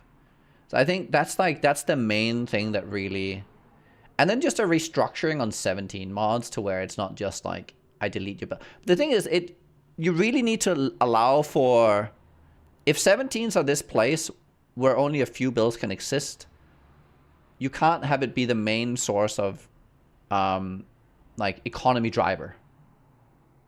Because it pushes a lot of people all into the same few builds or archetypes that can deal with the cancerous mods of various types. It's just we had the same situation in hardcore. Everyone played Voltaxic, Chaos Dot, Chaos builds, anything that ignored Reflect, anything that ignored cannot regen, anything that was like the meta of hardcore for a long time, is that we play builds only if they nullify every single map modifier, and I can just out and go on ID'd maps, basically. Was that back? Okay, this is probably before my time. Was that sort of meta back when I heard this was a thing? Monsters could randomly have Reflect. Oh, this is even further back. I'm talking when it was just a map modifier, because you didn't want to roll. You didn't want to like roll maps too much, because it was a huge Chaos Sync. It was a really big cost at the time. Yeah. That makes sense. Okay, I'm following. It's the same idea right now. People run for 17s now. It's the same, exactly the same thing. It's like you make a build that trivializes every single mod on there, and you just go in. Because then the only thing you care about is you look at the quant modifiers, because you've trivialized everything. And so the only builds that really get to exist are those builds, because they can run every time you get a good iteration, and you just go in and jackpot. So no, back in the day, yes, we had like monsters that rolled reflect on them. So like if you play the lightning arrow build, you better have a lot of life gain on hit and evasion. That is so crazy to think about. Just randomly running into a monster that has reflect. Just an arbitrary. And it's not just, it's like it was reflect aura. So the worst thing you could fight, even worse, reflect aura with monsters cannot die. I've seen so many people one-shotting themselves on hardcore at like in the high 90s when that took like weeks. I've seen something. No, there's been one modifier that was worse than that, by the way. It was the reflect bloodline modifier. On when they first introduced bloodlines, they removed reflect from rares, but then they immediately added it back in bloodlines. So the bloodline modifier had reflect, and it was even worse. That was the worst. That was the worst we've ever had. That was gone very fast because Neon killed himself to that modifier, and he's like, "This is gone." Wait a second. Is that the ultimate vehicle for change? Is just mark experience in game, and then next thing you know, all right, acing trades coming, boys. No, I'm serious. I'm not even joking. This is literally like this. This is just you annoy him with bullshit in the game and make him aware of it, and he will change it. It's very funny. Yeah. No, I think they're gonna go with a more measured approach and a more like reasonable approach. I think Juices will find that as long as there's value to be had through. I think the problem right now is that it's hard to find, you know, it's hard to find. I think because we have stuff like settlers and the boats coming in all the time, it's hard to find, you know, the loot being generated being worth enough, even if you bump it up. Because the drops are not, like, you're not generating that many drops compared to the cost of running them. So I think, because I do actually recognize that a lot of, like, people who play the game for the purpose of killing monsters, it feels quite unrewarding. Like, I'm really noticing that there is, like, what I'm used to doesn't happen anymore. And it feels not right. Because I will then immediately go and click like 17 lavish womb gifts, and maybe I get 20 divines or a divine somewhere, and then I'll immediately go to settlers and pull all that out there, and I'll like so I'm pulling all this currency out of not the monsters, and so the comparison becomes weird. So like that diversion of the loot away from killing monsters to these out of map, out of gameplay mechanics.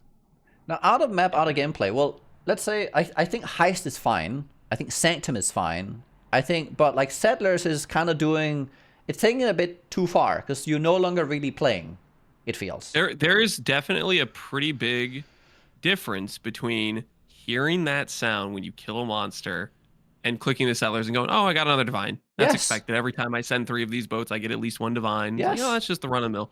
Versus the, ooh, that sound has some level of psychological. Yeah, I really did. Self-conditioning. On my brain. Yeah, it's funny. We really have, as PoE players, conditioned ourselves to this. It's kind of insane. Yeah. Well, we'll see. I'm hoping for better days. Well, even though they're pretty good right now, but you know, just slightly better. Okay. Let's see if we can wrap these next. Well, we'll wrap this one up pretty fast. Grafts. Thoughts? Have you done a lot with grafts? I mean, grafts are obviously like the temporary power creep of the league. We get them we get one of these every league. Yeah. I like grafts overall. They give you this sort of like okay, this is the type of build I'm playing. What kind of like little extra juice can I put in it? They're definitely worth considering in terms of like they have a one valuable stat they give that's just baseline power to your character, and that could be useful for a number of things like an additional strike or for me, like when I did the Wrathpith build, I just cared about percent life because I was trying to make my life number Mhm. go up, right? I think the more interesting things in graphs are the some of the corruption outcomes where they give you some sort of like actual like build enabling sort of stat. Like for example, dexterity does very little for a caster build, but I specifically made a caster build with dexterity to build around that corruption that gives cast speed per dex Could you because stack two of that them? was enough of a extra multiplier into the build that it made that a viable option to play a bunch of dexterity and play a caster build. So I don't think they're like too crazy pushing the envelope, but there's some nice stuff you can do with them. And then I definitely want to try to make a build where I'm specifically building for graphs, like a graph specific build. I want to try to basically I'm looking at them as one of the so the Valdo mod that makes you deal less damage based on a equip piece Yeah, of I equipment. know. Yeah, yeah. No, I've thought about That mod that. that mod is ignored by for graphs. So Yes. my thought process is I'm going to make this super big tank where I'm just all invested into this tank plus a little bit of like support for the graphs doing damage, Hmm. curses, increased Yeah, damage, yeah, stuff yeah, like yeah, yeah. that. So I maybe will try to make a specialized build for it just to try to do the hyper rippy dangerous Valdo Void Mm, maps yeah. as like a little like just like I guess you a can keep science keep project. all your items on and you're still doing damage. Yeah, exactly. Ah, yeah, yeah, yeah, yeah. Well, that's actually kind of cool. I should look into that because I have a graft build specifically. That's like my main build this league that I've How been do you playing on. how is it performed? I'm just kind of curious. Like, does it do decent damage when you're like just the graphs by themselves? Are they I solid? have so without having too crazy of a setup, I'm at like 20 million damage right now. Really, 20 And million? that's on like SSF gear. Yeah, yeah, 20 million. I'm serious. Yes. When That is everything is rolling. crazy. So the well, I think I have like 12 million on the tornado. So it requires you that you crit with an attack build or attack skill. And then between Mhm. everything, it's like they're so the tornado, I think I do like a million something per proc. I can proc 5 times a second, plus its own Yeah. proc, which is like another million that hits like 4 times a second. So on the tornado sitting on there, I'm hitting the tornado. It's even chaining everywhere. Like I put the tornado down, everything in the map dies. It's like I just goes everywhere. So That is it pretty pierces out crazy. and then it hits walls and it chains around. It's very, Mhm. very good. And then the other one, so it's very good for anything where you need to kill more than one thing at a time, because the other one you use is the Falling Crystals, which can shoot Yeah. crystals up to 4 monsters and they can AoE overlap. So if you stack them, you get all 4 in one spot. It's very strong as well. That one in itself can also do that much. I am guessing if you actually went all the way, because I've seen some other. I've just made it really tanky, really easy to play, Yeah. and no like. You can use the Gravebind gloves as well, so you are granted the kill if you want explosions, not stat stuff. I just went from like I'm just raw EHP, and it's just easy to play. I didn't really find that I needed clear because it clears so well Yeah. already. Um, but yeah, that's kind of what I'm doing, and I am not using any mines right now, and so that could be a thing. Like you can scale so there's a couple of things you can do. You need to scale everything on the monster. So there's the mine that can either scale increased damage on the monster, but Yeah. you can scale that quite easily already because the graft node on breach is already 100, and then you Mhm. can do like shock and you can do like the cold chill conversion. So you're already at like 100 and you're probably at 170 without even trying. Yeah. So like scaling that up That's further pretty is like, pretty but intense. yeah, you can add Assassin's Mark to them. Then you can throw the mine down if you want to go that way. Add curse effects so you can actually add multiplier, like crit multiplier. You lower their Mhm. res down, like all that stuff. You can probably, I mean, I could probably see the build go up to like 40 million, 50 million damage if you really pushed it. That is pretty crazy. Yeah. I mean, there's a Well, lot you can do. what you're telling me right now is it's It's probably got some possible. real viability in terms Yeah. of beating those hard maps, because And that's I think it's really because the hard maps usually like they come with like you get the field, you get all these invitations, and it really actually yeah. excels against invitations. I think it's really good against those Mhm. rather than just one monster. So yeah, Because you get them to overlap and you're hitting yeah, all of them yeah, at yeah, once. yeah, yeah. That makes perfect sense. Sorry, my chair leg just fell off. I'm good though. One sec. Do I have to take it? Right now? We're not done yet. Can you wait like just well we can wrap it up and then but I need like 5 10 minutes. Dinner Okay. party came early, A guys. dinner party came early. I'm very Yeah. sorry. Okay. Oh, it's all Okay. good, No. man. It's So all good. Grafts damage wise has a lot of potential. There's like a couple things. If I had to give you some inspiration, there's this. There's also the physical grafts. So a couple things you can do with the physical grafts. You can either just use them and like scale. Like you can scale pride and scale all of that. Mhm. I've looked at it. I think it's possible to do like 40 million in like one click. Like That's pretty crazy. if you Like really go one at hit it. of like the fists or some of the other ones. I haven't looked at many of the It's fizz ones. the if you but this requires only on a single target. It's the impaling spiking to spiking graft, where you Mhm. get all the spikes come up. If there's only one monster, Yeah. it isolates and it puts them around them, and then you just attack, and they explode. I see. I see. Yeah, it can do a lot of damage. But to get to that amount, you need to do like pride stacking, probably with the new rings and stuff. It's possible. Another thing you can do if you want to do a build that doesn't do damage is you can scale if you can scale like tons of attack speed, and you can carry the impale that the graph does by using the new rings of Woe Spike, and then you attack like 100 times a second if you can get there. I don't That's. know. I think I saw a clip of Karn doing that with No, like this is he had the different. really delayed earthquake. Well, he was Yes. using those rings. He Oh was yeah, like yeah, weapon yeah. swapping to it, Yes, and he was then just carrying the impale. yes. But you could carry the impale off the graft and just have a build that somehow stacks like 50 to 100 attacks per second. Yeah. Those are like the two main graphs for damage I've looked at that I feel like are viable. I All the think I others are think like have too long cooldowns. I think the ones I'm leaning towards is the cold ones, just because It's the much of easier one. it's got that. I feel like it'd be the more fun to play in terms of like Right. just mapping in a hole and being able to do like other stuff outside of just I'm killing a boss. Uh-huh. That's probably the one I'm leaning towards the most, just because like the tornado falling crystal combo just seems Yeah. really. It kind of gives you a nice combination. It covers all bases and it's really fun to play. Mhm. That's what I would say. It's a big recommend. Everyone I've seen who's reported back to me of trying it has really enjoyed it. So I liked it. yeah.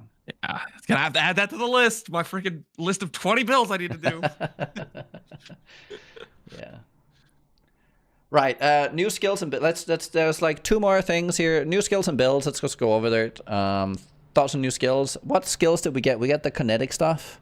Did you try any of it? Fusillade, Rain. I have not tried either, but I do want to make a build with Fusillade. That looks like it's pretty fun. Yeah. And I think the other one is the Shell tornado bow skill. Oh, right. There's all tornado stuff. They had a couple doing bow skills, right? Yeah. Yeah. I always like when they add new skills. But yeah, I did not. I have not gotten around to playing with them myself, so Okay. it's like it's on the list of things I want to do. Right. Too many builds, not enough time. What about you? Did you try any of them yet? Or not yet? I started as a Wander. I did die on it, but I started on the debuff reduction thing Wander with the boots. Madness. Speaking of madness, there it is. Yes. Yep. And I tried all the new wand skills.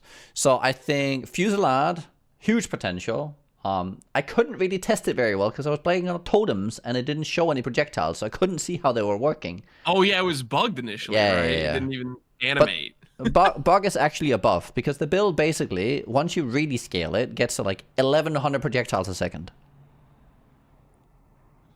But it's stupid. So you don't even want to see the projectiles, but you do now. So that's great. The skill is really cool. Like there's this whole like equation between attack speed, lowering the duration, and having because it has to wait for the projectiles Make to sure leave. you get all your projectiles to shoot. Yeah, before you shoot again. So there's a lot going on there. If anyone's interested in trying the build, definitely go look up some of the spreadsheets and there's tons of math and like videos done on this. It's really interesting. You do need at least, I think, 2 uniques on. You probably need either 2 rings or the amulet and a ring for this to really work. I don't think there's really any way to get enough reduced skill effect duration. Yes, to take advantage of it. And then the somatic shells seem completely pointless. Even in best case scenario, because like the hit compared to like it just seemed not good. I haven't seen anyone do a good build around it. The numbers don't look that great. Because it's like you had a somatic shell and then you had to use a different skill to blow it up, right? And it was kind of awkward. Yeah, you could do like spell slinger, sling a spell into it as you're shooting, so you could kind of like get a proc thing going, is what I was thinking. But it just, I don't know, it just did not. The numbers are not impressive, I would say. And you can kill the chain by accident, and it's really weird. And then there's what was the one? The rain? Kinetic rain. That's the one they like pre-nerfed that had like really crazy numbers initially. How'd that one perform? Amazing clear, terrible single target. That's the base. It's like because like it's really weird on small targets. You don't get a lot of overlap, and the other skills is kind of ends up outperforming because it's like you have this like you're either one or the other. And it's like it's never really that. It's either it's good in one way, but then you feel terrible in the other, or like vice versa if you get the other skill. So it's kind of like it's kind of weird. It's not a bad skill. It's fine. I wonder if I was definitely on the fence about like okay the initial numbers when they released it seemed like okay if you get a few overlaps this thing's crazy damage. I wonder if the balance team had it right when they like actually tested it and like the overlaps weren't really that crazy. So the numbers they initially had were maybe correct. And then everybody's reaction was like, oh, this is going to be broken. And then they reacted that to pre-nerf it. I wonder to some extent if that was partially what happened. If it really got, it doesn't I think have it the was great way too potential much to in overlap. one direction. And I think they went way too much in the other direction. But I don't know. I think mechanically it's like, it's just never going to be good enough. Because it's like when if it's that strong in one direction, it's like it can't really be allowed to be strong in the other one as well. Like if it's that strong for AoE, you can't really allow it to have similar single target. So yeah, I don't know. I feel like it's more like a niche skill for like specific content that it excels in, rather than an overall like skill choice. And I think that's fine. I think it's good that we have like it's fine that there are skills that excel more at like certain types of farming versus others. So like anytime there's lots of monsters on the screen, it's great. So yeah. What have you actually? You played Cold Dot, and you played the Cold. A lot of Cold Dot. Now you're gonna Cold Graft, and you did Cold Dexcaster. Cold Graft will be later. I did a few builds this league. I started out with Poison Cobra Lash. Oh. Then I did the Cold Dot Glad. Then after that, I did an EK Trigger Bot. Oh. How'd that go? That went. So the biggest issue with that is, initially I was like, I think I'll probably have to get some like reflected minus cost jewelry to be able to afford the Trigger Bot because of how much spend it is. Yeah. And then I was kind of like, I don't really want to take the time to mist jewelry. That's kind of get expensive. I'll just use the Whispering Amulet and have it cost ES, and I'll have a decent ES pool, and it'll be fine. And even with like 10k ES and some decent regen, outside of Leech, I was like not sustaining the cost because it's just so many triggers. So I mean, it worked. It worked. I was able to kill Ubers, but my conclusion to that was, yeah, trigger bots, that's just not doable unless you solve the cost. Which if I knew about those gloves could have been a solution to the cost. The thing is, though, I was doing Impale, so I was like, my glove slot was taken. I was doing the Entropic Devastation.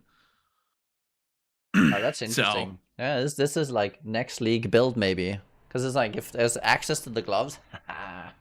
Okay, very Yeah, cool. but even beyond the cost, though, the one biggest takeaway I had with that was the trigger bots.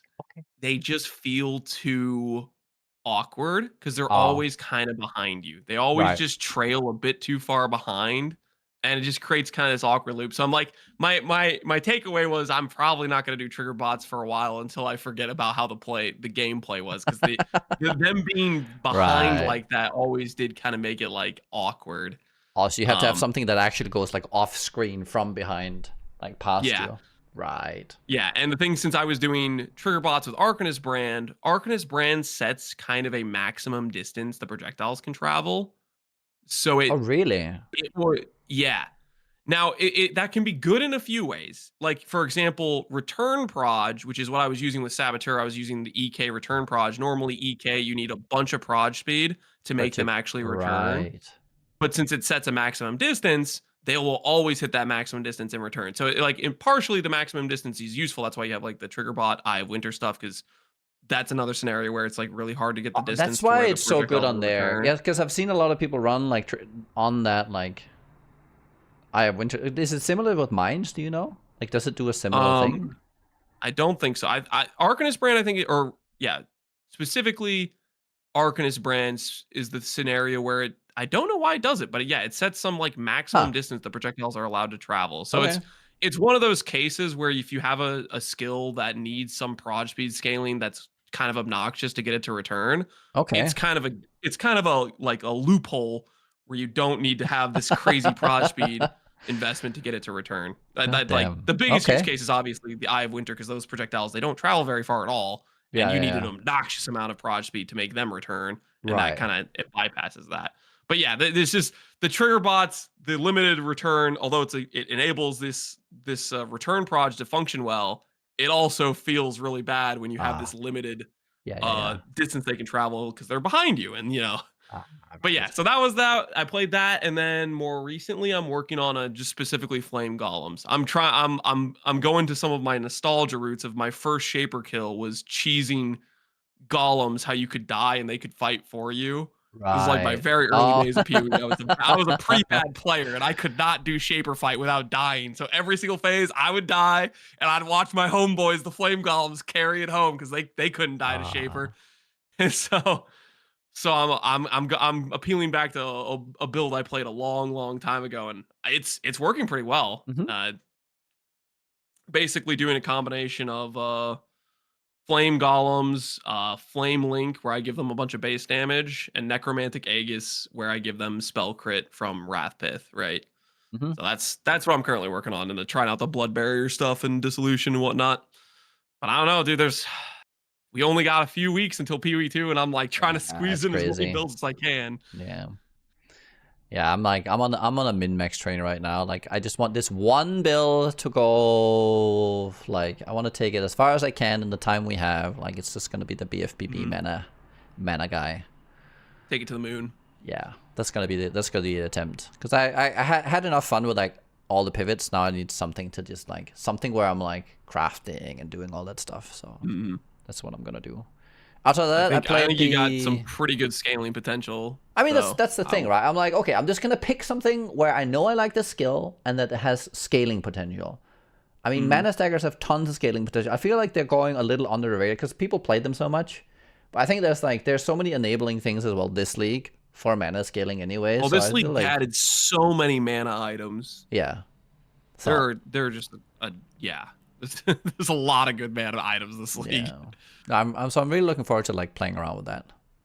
And then I enjoyed all my other builds. I enjoyed playing on the Wander. It gave me like a lot of this insight. And like the curious thing about the beacon build is that I ended up with too much attack speed. I thought I could solve it. It's too much attack speed, and it really kind of like it countered so much against the. My initial like all my thoughts about it. Like I was like, oh, this is gonna be.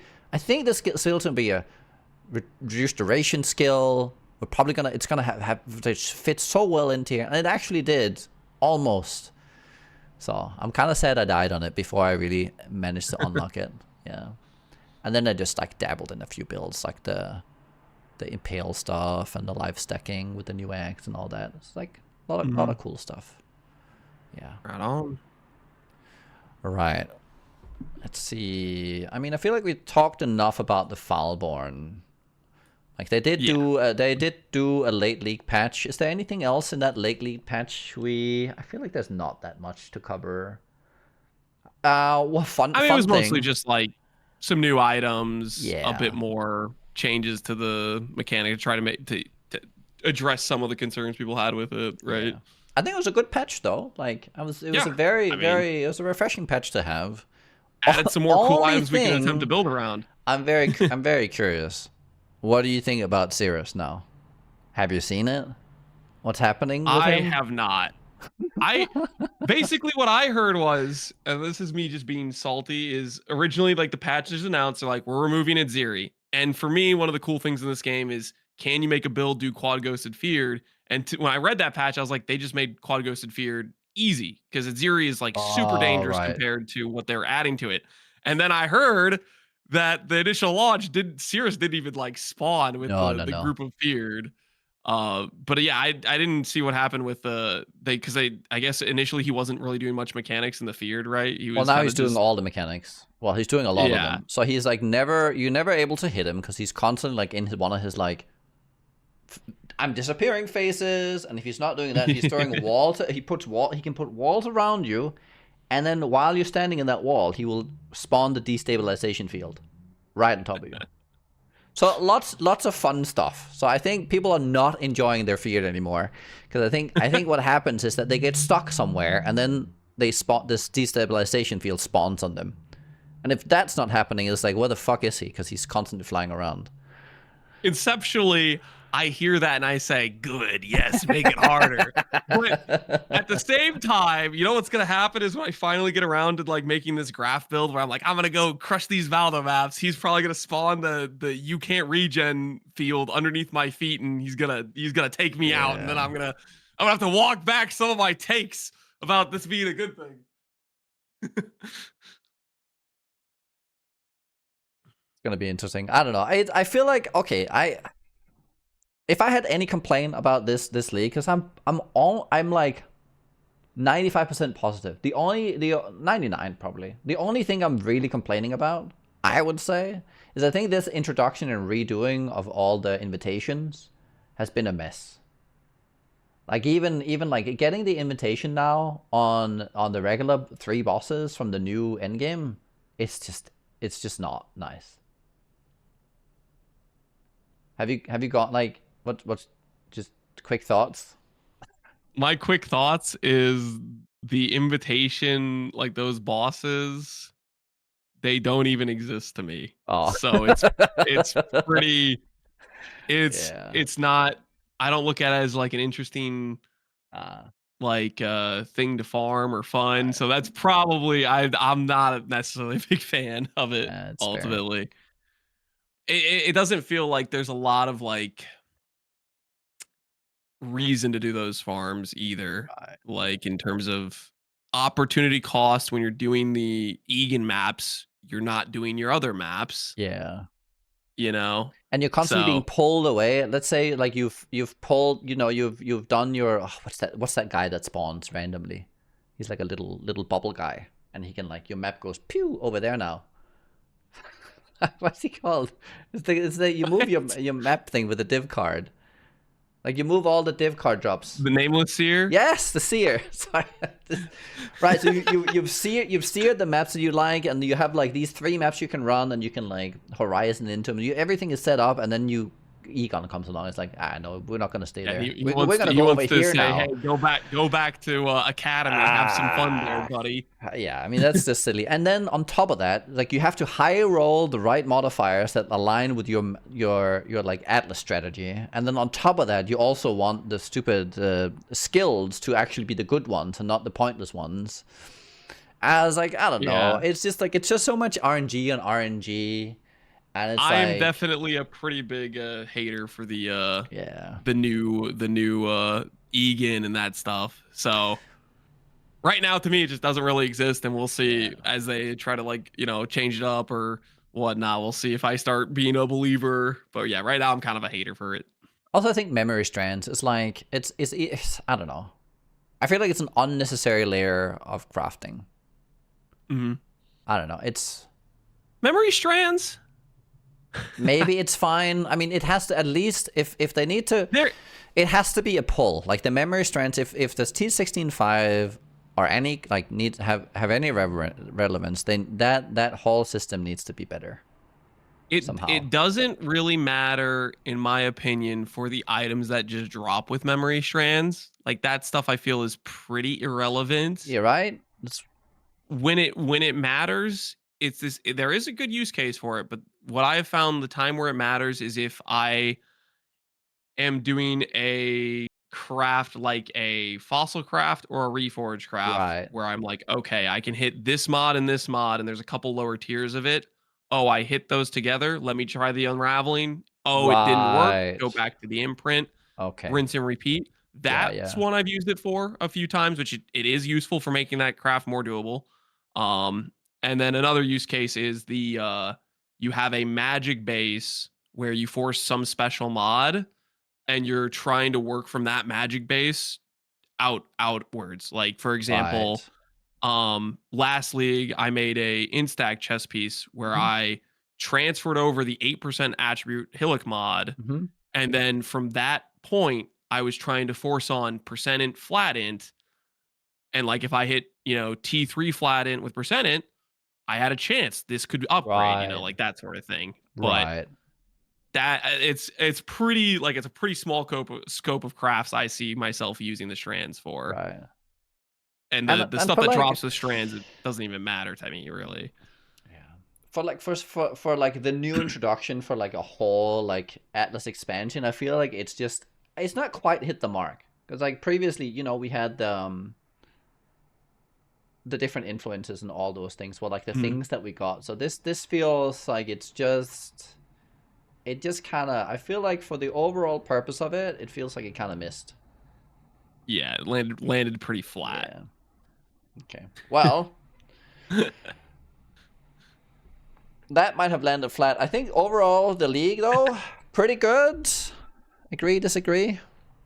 I think I'm pretty agree. I like, for me, a league that introduces so many build possibilities where I feel so much pressure where I'm like I can't make enough. That's a good league because Yeah. I'm constantly being like, okay, I'm making this build and this is something I wanted to do and I'm excited about it. So I'm over the moon about this league, and that's Foulborn. If they didn't even add a mechanic, if it was just Foulborns, I would have said this is a good league type of thing. And I've enjoyed the mechanic itself too. Definitely there's some things I'd be like, I'm hoping they do some combination or changes Yeah. maybe to it, but overall I'm a happy guy. I think. What about you? Yeah. I'm, I think I'm pretty much with you there. The big win was definitely the Foulborns this league. The tree was non-offensive, I would say, which is a Mhm. good thing because I feel like they've made a lot of like league mechanics that have been, especially when it comes to crafting, can very often really just put everything on its head and make it not like, well, Necropolis was like really not enjoyable. So this a very unoffensive league with really good additions. It's like, honestly, it's as good as it gets for a league in my book. Like it could, obviously you could win on every angle, but as long as you don't lose on any and you win on a couple, it's usually just very good. So I'm very happy. As a sequel though, you think this is something they'll do again? I think they're gonna do it again. I think they have incentive to do it in terms of they can get more done if they're working from a basis of they already have some like thing that's existed and they're doing some modification versus trying to make a completely new thing. So I think Yeah. there's some incentive there going forward. If I'll have a lot of these shorter development cycles, they might say, okay, this is a pressure point. We don't have as much time this time. Maybe we lean towards a sequel. I think they'll do it again, just based on that alone. If there's a time where they have a lot more significant pressure, one league versus another. Maybe the one patch has a holiday season and they know they're going to lose development time to that, but they're still trying to fit this time window. So I think they'll probably do it again. Um, I don't know if they're like the takeaway was going to be like, oh, this was the greatest thing ever. Like they want to do it again. I think it's going to be more of like if they looking at the Right. clock and they're saying Yeah, we we're don't have gonna. as much time to do Yeah, yeah, yeah. something, then I think it'll be more of a backup plan type of thing. That's just friggin' guessing though. But I kind of feel like it I can see worked that. Yeah. enough that it feels like it's an option. Yeah. I feel like they're going to be apprehensive about it a little bit. But again, as well, it's if it fits, if they have assets, if it otherwise reduces strain and makes it easier, I think it definitely is a consideration. Because I don't think this was like a failure or anything. In terms of like, did the sequel work? Did we lose anything? Maybe. I think most people who are not overly attached to Breach don't really have a, they won't really feel it. It's like, maybe the old guard feels a little bit more than others, because like I think for like the breach realms or whatever they're called, like the breach storms, are more like I feel like that's a point where especially older players will have more of an emotional attachment to what that means. I think for a lot of other players, they weren't really that big of a thing to lose. For me, it means more, I think, than for the more average player these days. So I gotta be honest, I wasn't thinking about it too much until there you it brought is. it up. Yeah. When you brought it up, I started being like, oh, you're right. I do like breach stones. Yeah. I didn't really notice it too much at that point, but I think going forward, I'm gonna think about it. And I'm gonna have this. You put this little chip on my shoulder of salt, where I'm gonna be like, yeah, give us back the breach stones. So I mean, I think we lost a little bit in the transition, but I don't think this was a bad transition. I think there was, I think for placement is not the worst. I would like to see them kind of expand. I feel like this is a league that now needs to be expanded on its own, right? The sequel needs a sequel, but the sequel needs a 2.0 without we going like past where we are, like more like we just need to expand it a bit more, maybe flush different types of fortresses. Esh and Tool is over here, maybe Ul and Soft is somewhere else, and that fortress opens up somewhere. I mean, just that kind of thing would be cool. I don't know, we'll see. So let them cook. Yeah, let's leave it at that. Let's let them cook. Let's see what we get. Yeah, that's episode done, I think, Lance. Right on. Yeah. Right on. Very cool. I have to go because guests are coming very shortly.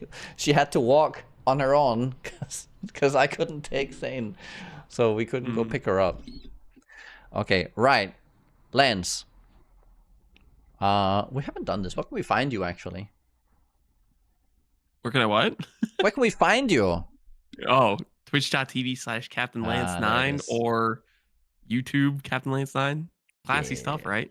Yeah, there it is. Very good. And you should totally check Lance out. Lots of cool builds. And you can find me here on the channel for more stuff, or on Twitch under the same name. And next episode will be somewhere in the near future. Somewhere. Like, yeah, I feel like when did they announce exactly? December 12th is the launch date. December 4th is the league stream. So probably after December 4th, after we get like the big reveal and they give us all the info about what's coming and what is Druid, what is it going to look like, stuff like that, Yeah. So it'll probably be a December day in the single digits. So somewhere in between there will probably be the next episode. Until then, guys, thanks for watching, and we'll see you in the next one. Bye. See you later.